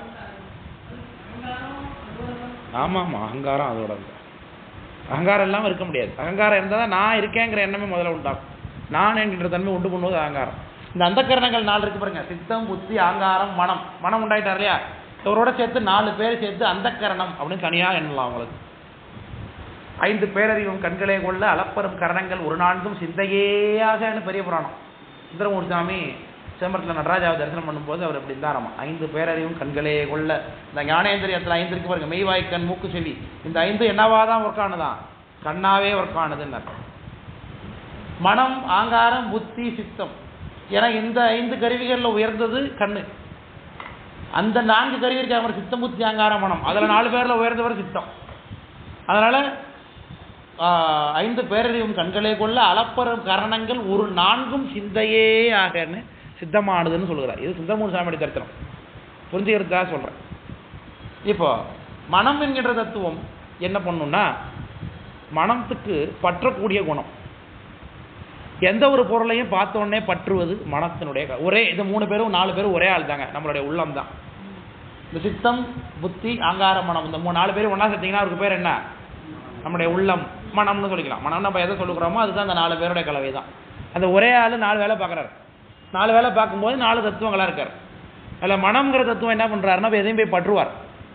நம்ம உட்காந்துரு, இப்போ நீங்கள் வெளியில் உட்காந்துருக்கீங்க, கீழே கிளாஸ் வந்துருக்கீங்க, கிளாஸ்னு ஆரம்பிக்கல, வெளியில் கட்டையில் உட்காந்துருக்கீங்கன்னா, உட்காந்து ஏதோ இன்றைக்கி கிளாஸ் இருக்குது, அதை படிப்போம். ஈவினிங் ஏதாச்சும் ஒரு கேள்வி கேட்பார், அவர் சும்மா இருக்க மாட்டார், ஏதாவது கேள்வி கேட்டுட்டு இருப்பார். அதெல்லாம் நம்ம படிச்சுட்டு இருப்போம். மாட்டோம் அப்படின்னு பார்த்துட்டு இருக்கும்போது டக்குன்னு ஒரு வாத்திய கோசி கேட்குதுன்னா இப்படி நிமிந்து பார்ப்போம். இல்லைன்னா ஒன்றும் கேட்கலாம் கூட நிமிந்து பார்ப்பீங்க. ஏதோ ஒன்று போகும், டக்குன்னு அதை பார்க்குறீங்க. பார்த்தோன்னே உங்களுக்கு அதில் என்ன அதுன்னு பார்க்குறீங்க. அப்படியே சிந்தனை அங்கே சத்த நேரம் லைக் இதா இல்லையா?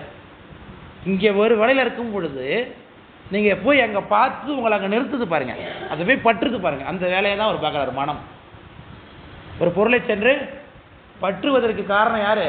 இந்த மனம் என்கின்ற ஆள் தான். விளக்கம் புரியுதுங்களா சொல்கிறது? இந்த விஷயத்தை பற்றி தெரிஞ்சுக்கணுன்னா ஃபஸ்ட்டு அது மேலே ஒரு பற்றுதல் வேணும். எதை பற்றி தெரிஞ்சுக்க போகிறேன்? இந்த பாட்டிலை பற்றி தெரிஞ்சுக்க போகிறேன் சார். இப்போ இந்த பாட்டில் தான் நான் தெரிஞ்சுக்க போகிறேன்னு ஃபஸ்ட்டு பிடிக்கிறீங்க பாருங்கள், அதுதான் இந்த மனம். அதுதான் அந்த உதவி பண்ணுறாங்க. அதுக்கு பிறகு பாருங்கள் சார், இதை பார்த்துருவோன்னா பார்க்க மாட்டேனா அப்படிங்கிறது எனக்கு எந்த சக்தி இருக்கா இல்லையான்னு எனக்கு தெரியாது. முதல்ல இதை படித்து முடிப்பேனா முடிக்க மாட்டேனா, இது செஞ்சு முடிப்பேனா முடிக்க மாட்டேனாங்கிற சக்தியே எனக்கு இருக்கா இல்லைன்னு எனக்கு தெரியாது. இப்போ ஆனாலும் நான் என்ன பண்ணுறேன், நான் செய்கிறேங்க அப்படின்னு ஒத்துக்கிறோமா இல்லையா? நான் செய்கிறேங்க அப்படின்னு சொல்ல ஒத்துக்க வைக்கிது பாருங்க.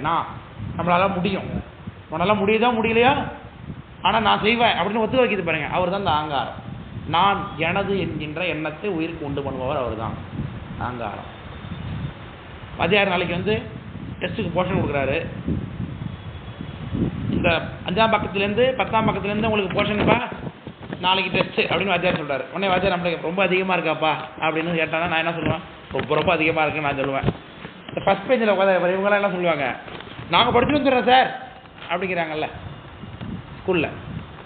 அப்போ நான் என்னால் முடியவும் முடியாதது தெரியாமல் என்ன பண்ணுறாங்க அவங்க, நான் படிச்சு வந்துடுறேன்னு சொல்கிறாங்க. அது தப்பா? நல்ல விஷயம் தானே அது. அப்போது ஆங்காரம் என்பது நமக்கு, ஆங்காரங்கிற பேரை பார்த்தோன்னா நமக்கு என்ன வந்துடும் எப்போதுமே, இது ரொம்ப கெட்டது போல் இருக்குன்னு நம்ம நினைக்கிறோம். நான் செய்கிறேன் அப்படின்னு எல்லாத்துக்கும் நம்ம சொல்கிறதுக்கு காரணமே யார்? இந்த ஆங்காரம் தான். அது படிக்கிறதா இருந்தாலும் சரி தான், ஒருத்தவங்க குடியை நான் அவங்க குடியை கெடுக்க போகிறேன் அப்படின்னு ஆரம்பித்தது காரணம் யார் தான் நிற்பா? நமக்கு இந்த ஆங்காரம் தான் நிற்பார். இந்த சாஸ்திரத்தை நான் படித்து முடிக்கிறேன் அப்படின்னு ஆரம்பித்தாலும் அது யார் தான் நிற்பார்? ஆங்காரம். இதுக்கு காரணம் நானும் நம்மளை உணர வைக்கிற ஆள் யார்? இந்த ஆங்காரம். அதான் கன்னடாவில் சொல்லுவாங்க, ஆங்காரம் துராங்காரம் ரெண்டு சொல்லுவாங்க. கெட்டது பண்ணாமல் எவ்வளோ துராங்காரம். பார்த்தீங்களா, நல்லா இருக்கு. நல்ல உதாரணம், நல்ல உதாரணம்.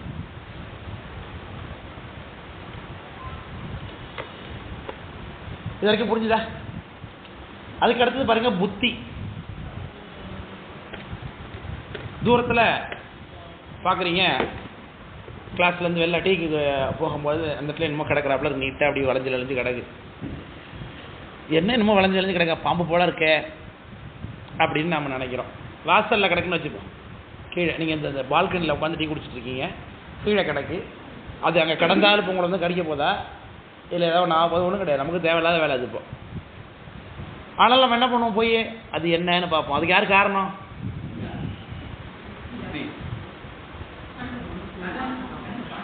மனசா? எப்படி சொல்கிறீங்க மனசுன்னு? ஒரு பொருள் கிடக்குங்க, நீங்கள் டீ குடிச்சிட்டீங்க, கிளாஸுக்கு வந்துட்டீங்க, வெளியில் ரோட்டில் ஒன்று கிடக்குங்க, பாம்பு போல் ஒன்று கிடக்கு.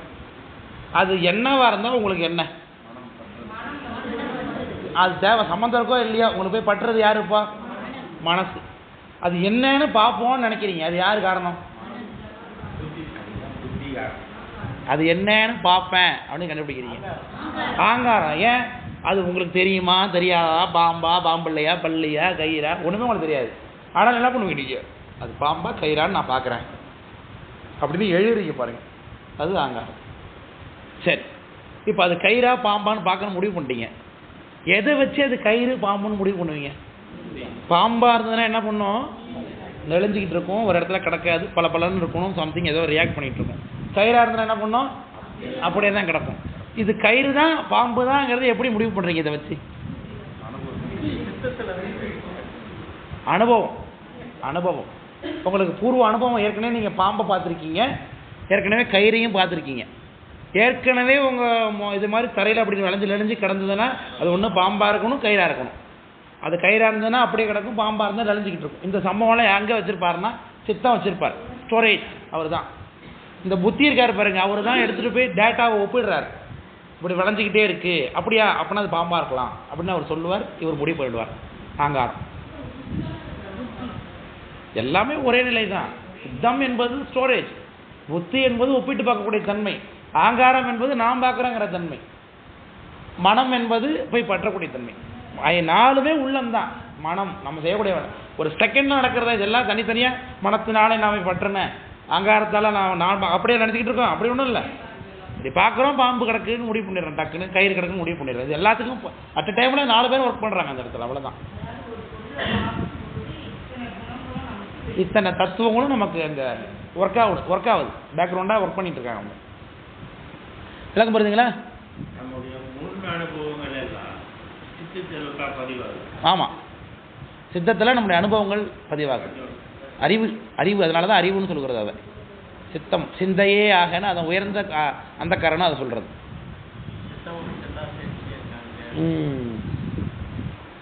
சித்த மலம் அறிவித்துனர். சித்தத்தில் உள்ள மலத்தை அறிவித்தா மிச்சம் இருக்கிற சித்த தூய்மையாக இருக்கும் இல்லையா?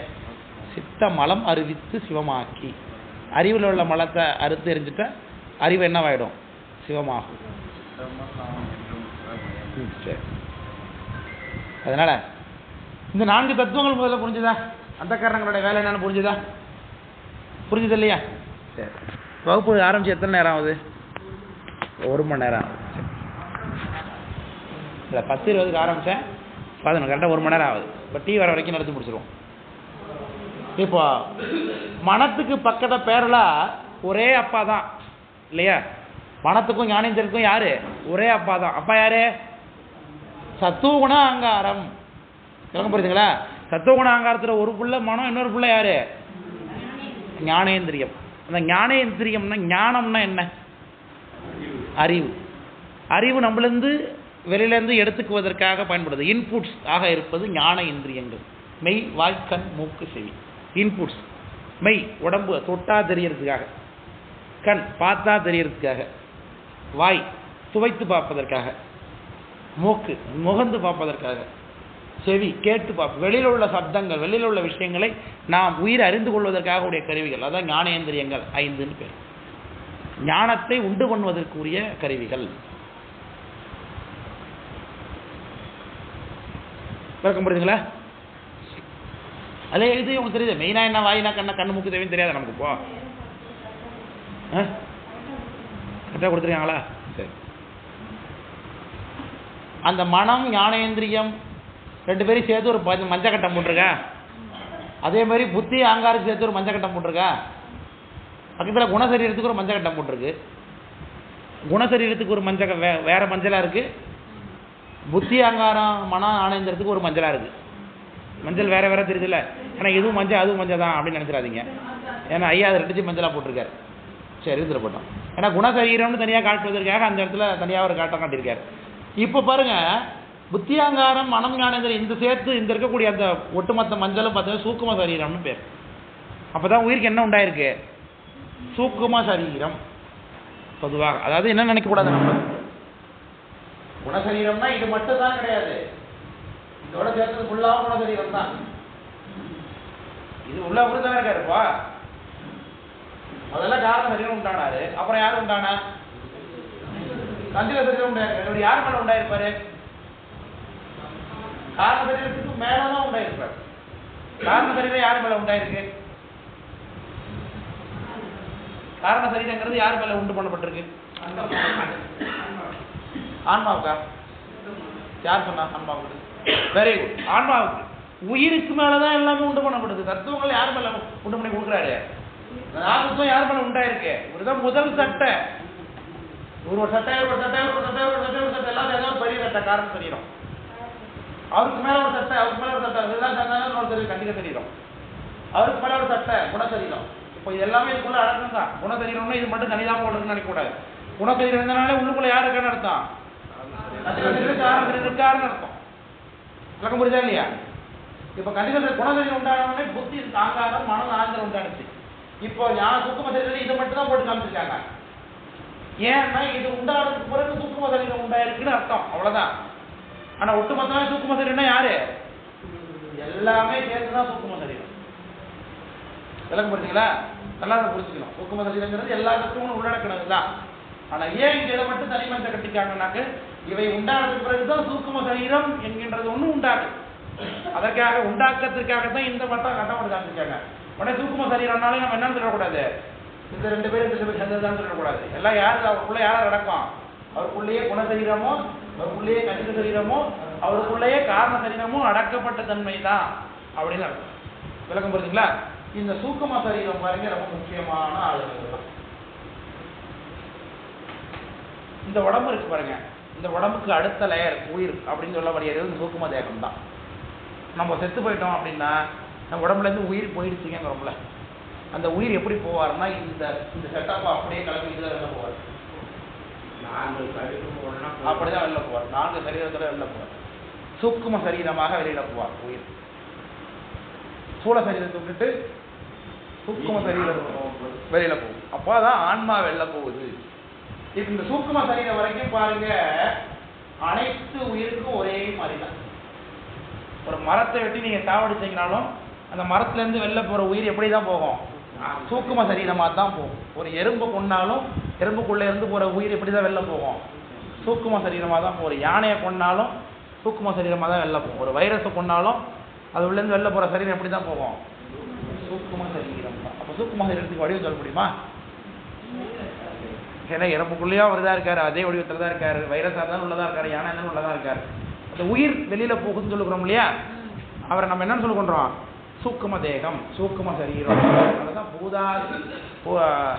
பூதனா சரீரம் போனால் முறியட்ட ரூபந்தானே, நாதனார் ஆணை உயிக்க நரகொடு சொர்க்கம் சேர்ந்து யாதனா சரீரமாகி இன்ப துன்பங்கள் எய்தி தீதிலா அணுவாய் ஓணி சேர்ந்திடும் ஜீவன் எல்லாம் அப்படின்னு சித்தியார் பாட்டு ஒன்று இருக்கு. ஸ்தூல தேகம் அதுதான் சொல்றோம். பூதனா சரீரம் இந்த உடம்பு தான். பூதத்தினால ஆகப்பட்ட பூதங்கள் உண்டாயிட்டா, இப்போ நம்ம பார்த்த வரைக்கும் பூதம் உண்டாயிட்டா. பூதம்ங்கிறது எது? பஞ்சபூதங்கள் உண்டாயிருக்காது வரைக்கும். பஞ்சபூதங்களால் ஆனதுதான் நம்ம உடம்பு. தண்ணீர் இருக்கா உடம்புல? மண் இருக்கா? மண் எது? சதை எலும்புலாம் மண்ணு தானே. எலும்புங்கிறது ஒரு கால்சியம் தானேங்க. கால்சியம்னு அது நத்திங் பட் ஒரு மினரல் தானே. அது மண்ணில் உள்ள ஒரு மினரல் தானே கால்சியம்ங்கிறது இல்லையா? ஆகாயம் இருக்கு நமக்கு. அப்புறம் என்ன?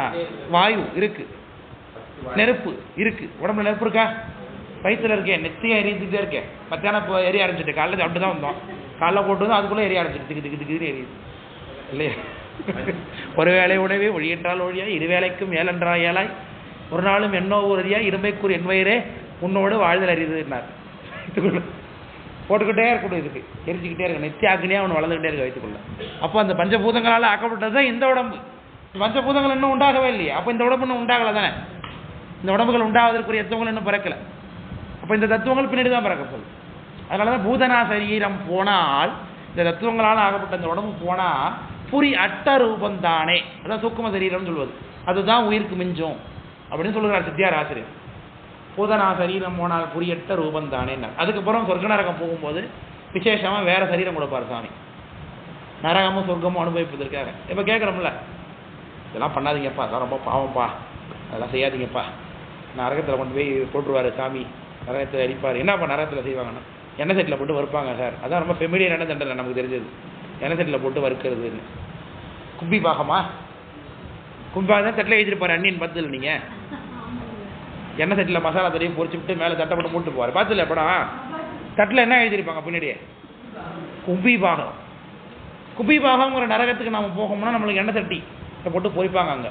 சார் எண்ணெய் தான் இங்கே கொளுத்தியாச்சு என் உடம்ப சுடுகாட்டில், அங்கே எப்படி நான் அனுபவிப்பேன்? என்ன யாதனா சரீரம் அப்படின்னு ஒரு சரீரத்தை சாமி கொடுப்பாருங்க வித்யார் ஆசிரியர். அந்த அனுபவத்துக்காக, நரக சொர்க்க அனுபவத்திற்காக ஒரு மீட்சிமை தன்மையுடைய ஒரு 10 தடவை தலையில் 100 உலக்க குத்து இவருக்கு தலையில். ஒரு குத்துக்கு ஒரு தடவை தலை தெரிச்சு போகணும் அப்படின்னு தண்டனை கொடுத்துட்டான் ஏமான்னு வச்சுக்கப்போ. ஒரு குத்துல தலை தெரிச்சிட்டுனா அப்புறம் திரும்பி 2வது குத்து எங்கே இருக்கும் தலை? அப்போ திரும்பவும் தெரிச்சு போன தலை திரும்பி சேர்ந்துக்கும், அது திரும்ப குத்து. இப்போ என்ன பிரதானம்னா அனுபவம் பிரதானம் உயிருக்கு.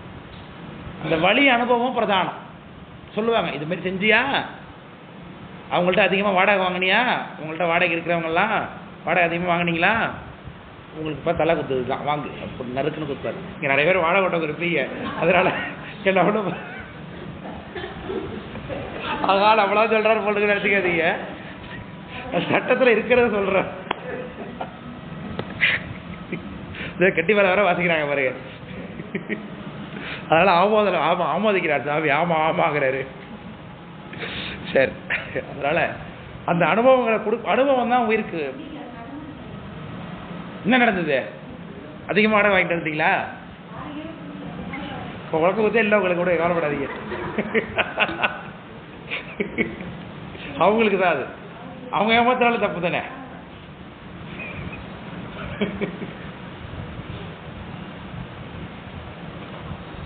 சூக்கும தேகத்தில் சித்தம் இருக்காரா? சூக்கும தேகத்தில் சித்தம் உண்டா? அப்போ அறிவு உண்டா உயிருக்கு? அப்போ உலக ஊத்து வாங்கினா ஞாபகம் இருக்குமா? எண்ணெயில் பொறிச்சா ஞாபகம் இருக்குமா? நேரடியாக எண்ணெயில் பொறிச்சாங்கிறது ஞாபகம் இருக்காது. ஆனால் அதில் ஏற்பட்ட துன்ப அனுபவம் இனி செய்யக்கூடாது, தப்ப செய்யக்கூடாது அப்படிங்கிற எண்ணம் நமக்கு இருக்கும். ஒரு விஷயம் நடக்குன்னு நமக்கு தெரியும், இது கீழே காசு கிடக்கு எடுத்துகிட்டு போகலாமா, யாரோட தான் இருக்கும், சரி வேணா இப்போ கிடக்கு யாரோ அப்படின்னு உடனே சிந்திக்க வச்சு அதில் நம்ம விலக வைக்கிது பாருங்க. அந்த நேரத்தில் அதுதான் உயிரில் உள்ள அனுபவம். அது தப்பு செய்யறதுக்கு இடம் கொடுத்தாலும் நம்ம அதுலேருந்து விலகி ஓடி ஓடியாந்துடுறோம் பாருங்க. சில நேரங்களில் ஏன் ஓடியாந்துடுறோம்? அது நல்ல புண்ணியன்னு வச்சுப்போம். அவரத்தை தேடிட்டு வரும்போது கோயில் உண்டியில் போட்டால் என்ன பண்ணுறது? காலம் எடுத்து திரும்பி தேடிக்கிட்டு இருக்காரு. அப்படி கோயில் உண்டியத்தில் போட்டால் ஒரு எல்லாம் கலக்கில் எழுதுறது, இப்போ சாவியே குழப்பாயிடும். ஆகா இவன் பண்ணதுக்கு அப்போ வேற நம்மள வேற லிஸ்ட்டில் சேர்த்து வச்சிருக்காரு.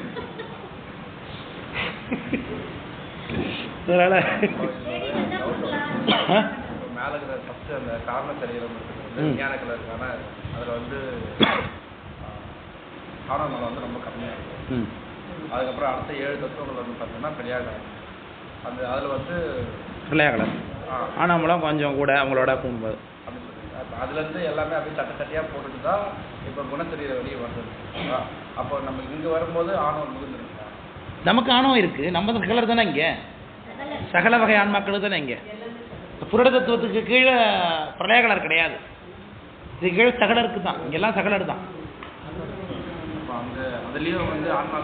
அவங்களுக்கு விஞ்ஞான கலருக்கு பார்த்தீங்கன்னா காரண சரீரம் மட்டும்தான், கீழ் உள்ள சரீரம் அவங்களுக்கு கிடையாது. ஏன்னா கீழ் உள்ள தத்துவம் இல்லை, அவங்களுக்கு அது கிடையாது. இப்போ பிரளயகலர்னா கஞ்சுக சரீரம் மட்டும்தான், காரண சரீரம் கஞ்சுக சரீரம் மட்டும்தான் அவங்களுக்கு. நமக்கு தான் எல்லாமே உண்டு, எல்லா தத்துவங்களும் நமக்கு உண்டு. கீழே இருந்து பார்க்கும்போது மேலே உள்ள யாரெல்லாம் ஒர்க் ஆவார், மேலேருந்து பார்க்கும்போது கீழே உள்ளவங்களுக்கு வேலை இல்லைல்ல. அதான் அன்றைக்கி நான் அந்த விளக்கம் சொன்னேன். மாடு மேலே உள்ள அந்த ரூமில் மேலே லைட் எரியுது, கீழே சீலிங்லேயும் லைட் எரியுது. நமக்கு மேலே உள்ள லைட்டும் ஒர்க் ஆகும், கீழே உள்ள லைட்டும் நமக்கு ஒர்க் ஆகும். ஆனால் மேல் ஃப்ளோரில் இருக்கிறவங்களுக்கு மேலே உள்ளது மட்டும் தானே, கீழே உள்ளது ஒர்க் ஆகுமா? ஒர்க் ஆகுது. அதே மாதிரி தான் மேல் ஃப்ளோரில் இருக்காங்க விஞ்ஞான பிள்ளையாளரும், அங்கே உள்ள தத்துவங்கள் மட்டும் தான் உங்களுக்கு செயல்பாடு, கீழே உள்ள தத்துவம் உங்களுக்கு கிடையாது. புரிஞ்சுதா? நீ என்ன கேட்க வந்தீங்க? புரிஞ்சுதா? சரி. சகல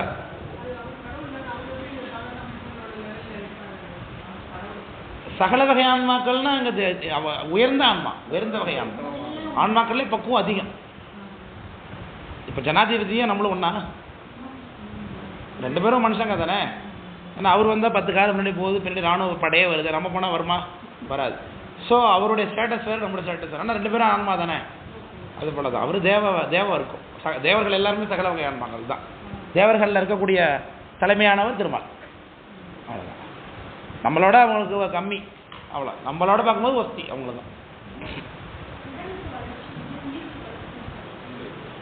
உயிருக்கு வளர்ச்சினா நீங்கள் எதை கேட்குறீங்க? புரியலையே. உடம்பு டெவலப் ஆகுது. நம்ம சின்ன பிள்ளையா இருந்தோம், பெருசாகி இப்போ இவ்வளோ பெருசாக அது மாதிரி உயிரும் பெருசாகுமான்னு கேட்குறீங்களா? Very good, very good. இது நம்ம ஃபஸ்ட் டைம்லேயே நான் பேசியிருக்கேன்.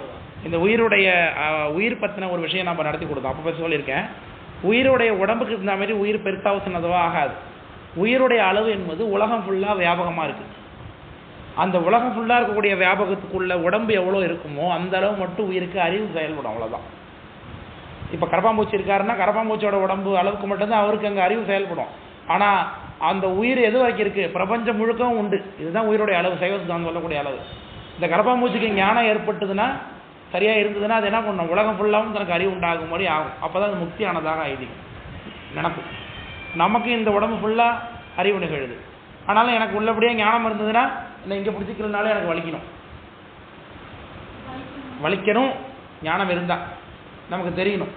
அதான் வியாபகம்னு சொல்கிறது. உயிரோடைய அளவுங்கிறது நமக்கு வியாபகம்னு சொல்லுவோம். சின்னதாகவும் பெருசாகவும் நம்ம சொல்வதில்லை. உயிருக்கு சிவருமானுக்கு அடங்கிய வியாபக வடிவம். ஆனால் நம்மளுடைய வியாபகத்தை நம்ம இழந்து இருக்கிறோம் இப்போ ஆணவ மலத்தினோட சேர்க்கையினால். இப்போ திரும்பவும் நம்முடைய பழைய வியாபகத்தை அடைவதற்காக தான் இந்த பிறப்புங்கிற போராட்டம். பிறவிக்கு வரும்போது சாமி அந்தந்த உயிருடைய பக்கத்துக்கு ஏற்ப உடம்பு கொடுப்பார். அந்த உடம்பு இருக்கிற அளவுக்கு மட்டும் அதுக்கு அறிவு நிகழும்.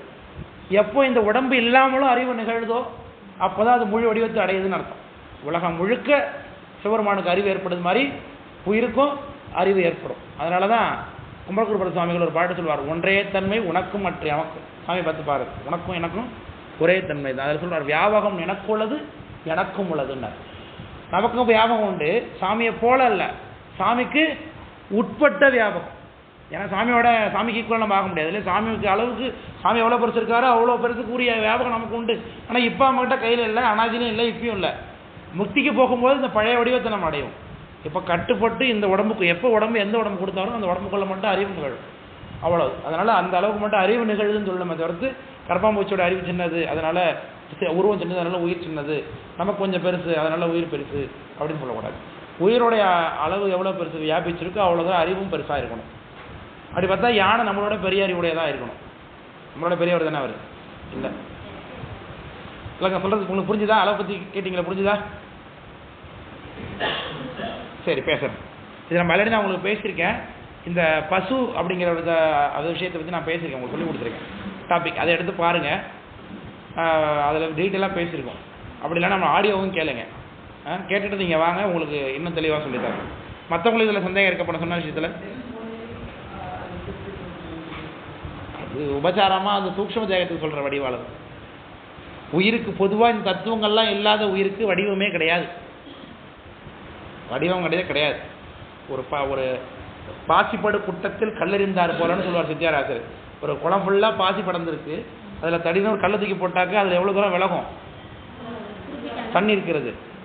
அது மாதிரி பாசி படர்ந்து உயிருடைய வியாபகம், குளத்தோடைய அளவு எவ்வளோ பெருசு, அவ்வளோ பெருசு தண்ணியோட அளவு இருக்கா இல்லையா?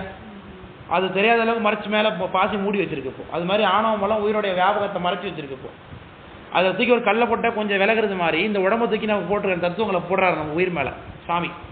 இந்த தத்துவங்கள் எந்த அளவுக்கு இருக்கோ அந்த அளவுக்கு மட்டும் கொஞ்சம் தண்ணீர் விலகிறது மாதிரி விலகி தோன்றும். அந்த இடத்துல நமக்கு அறிவு நிகழும். ஒட்டுமொத்தமாக பாசியை வலிச்சுட்டா குளத்தோட அளவு எவ்வளோ பெருசு, அவ்வளோ பெருசு. அதே மாதிரி உயிரோடைய அளவும் எவ்வளவு, இந்த குளத்தோட பெருசு அளவுக்கு பெருசு, சாமி அளவுக்கு பெருசு. அது முழுசாக மறைச்சி வச்சிருக்கிறது ஆணவமலம்.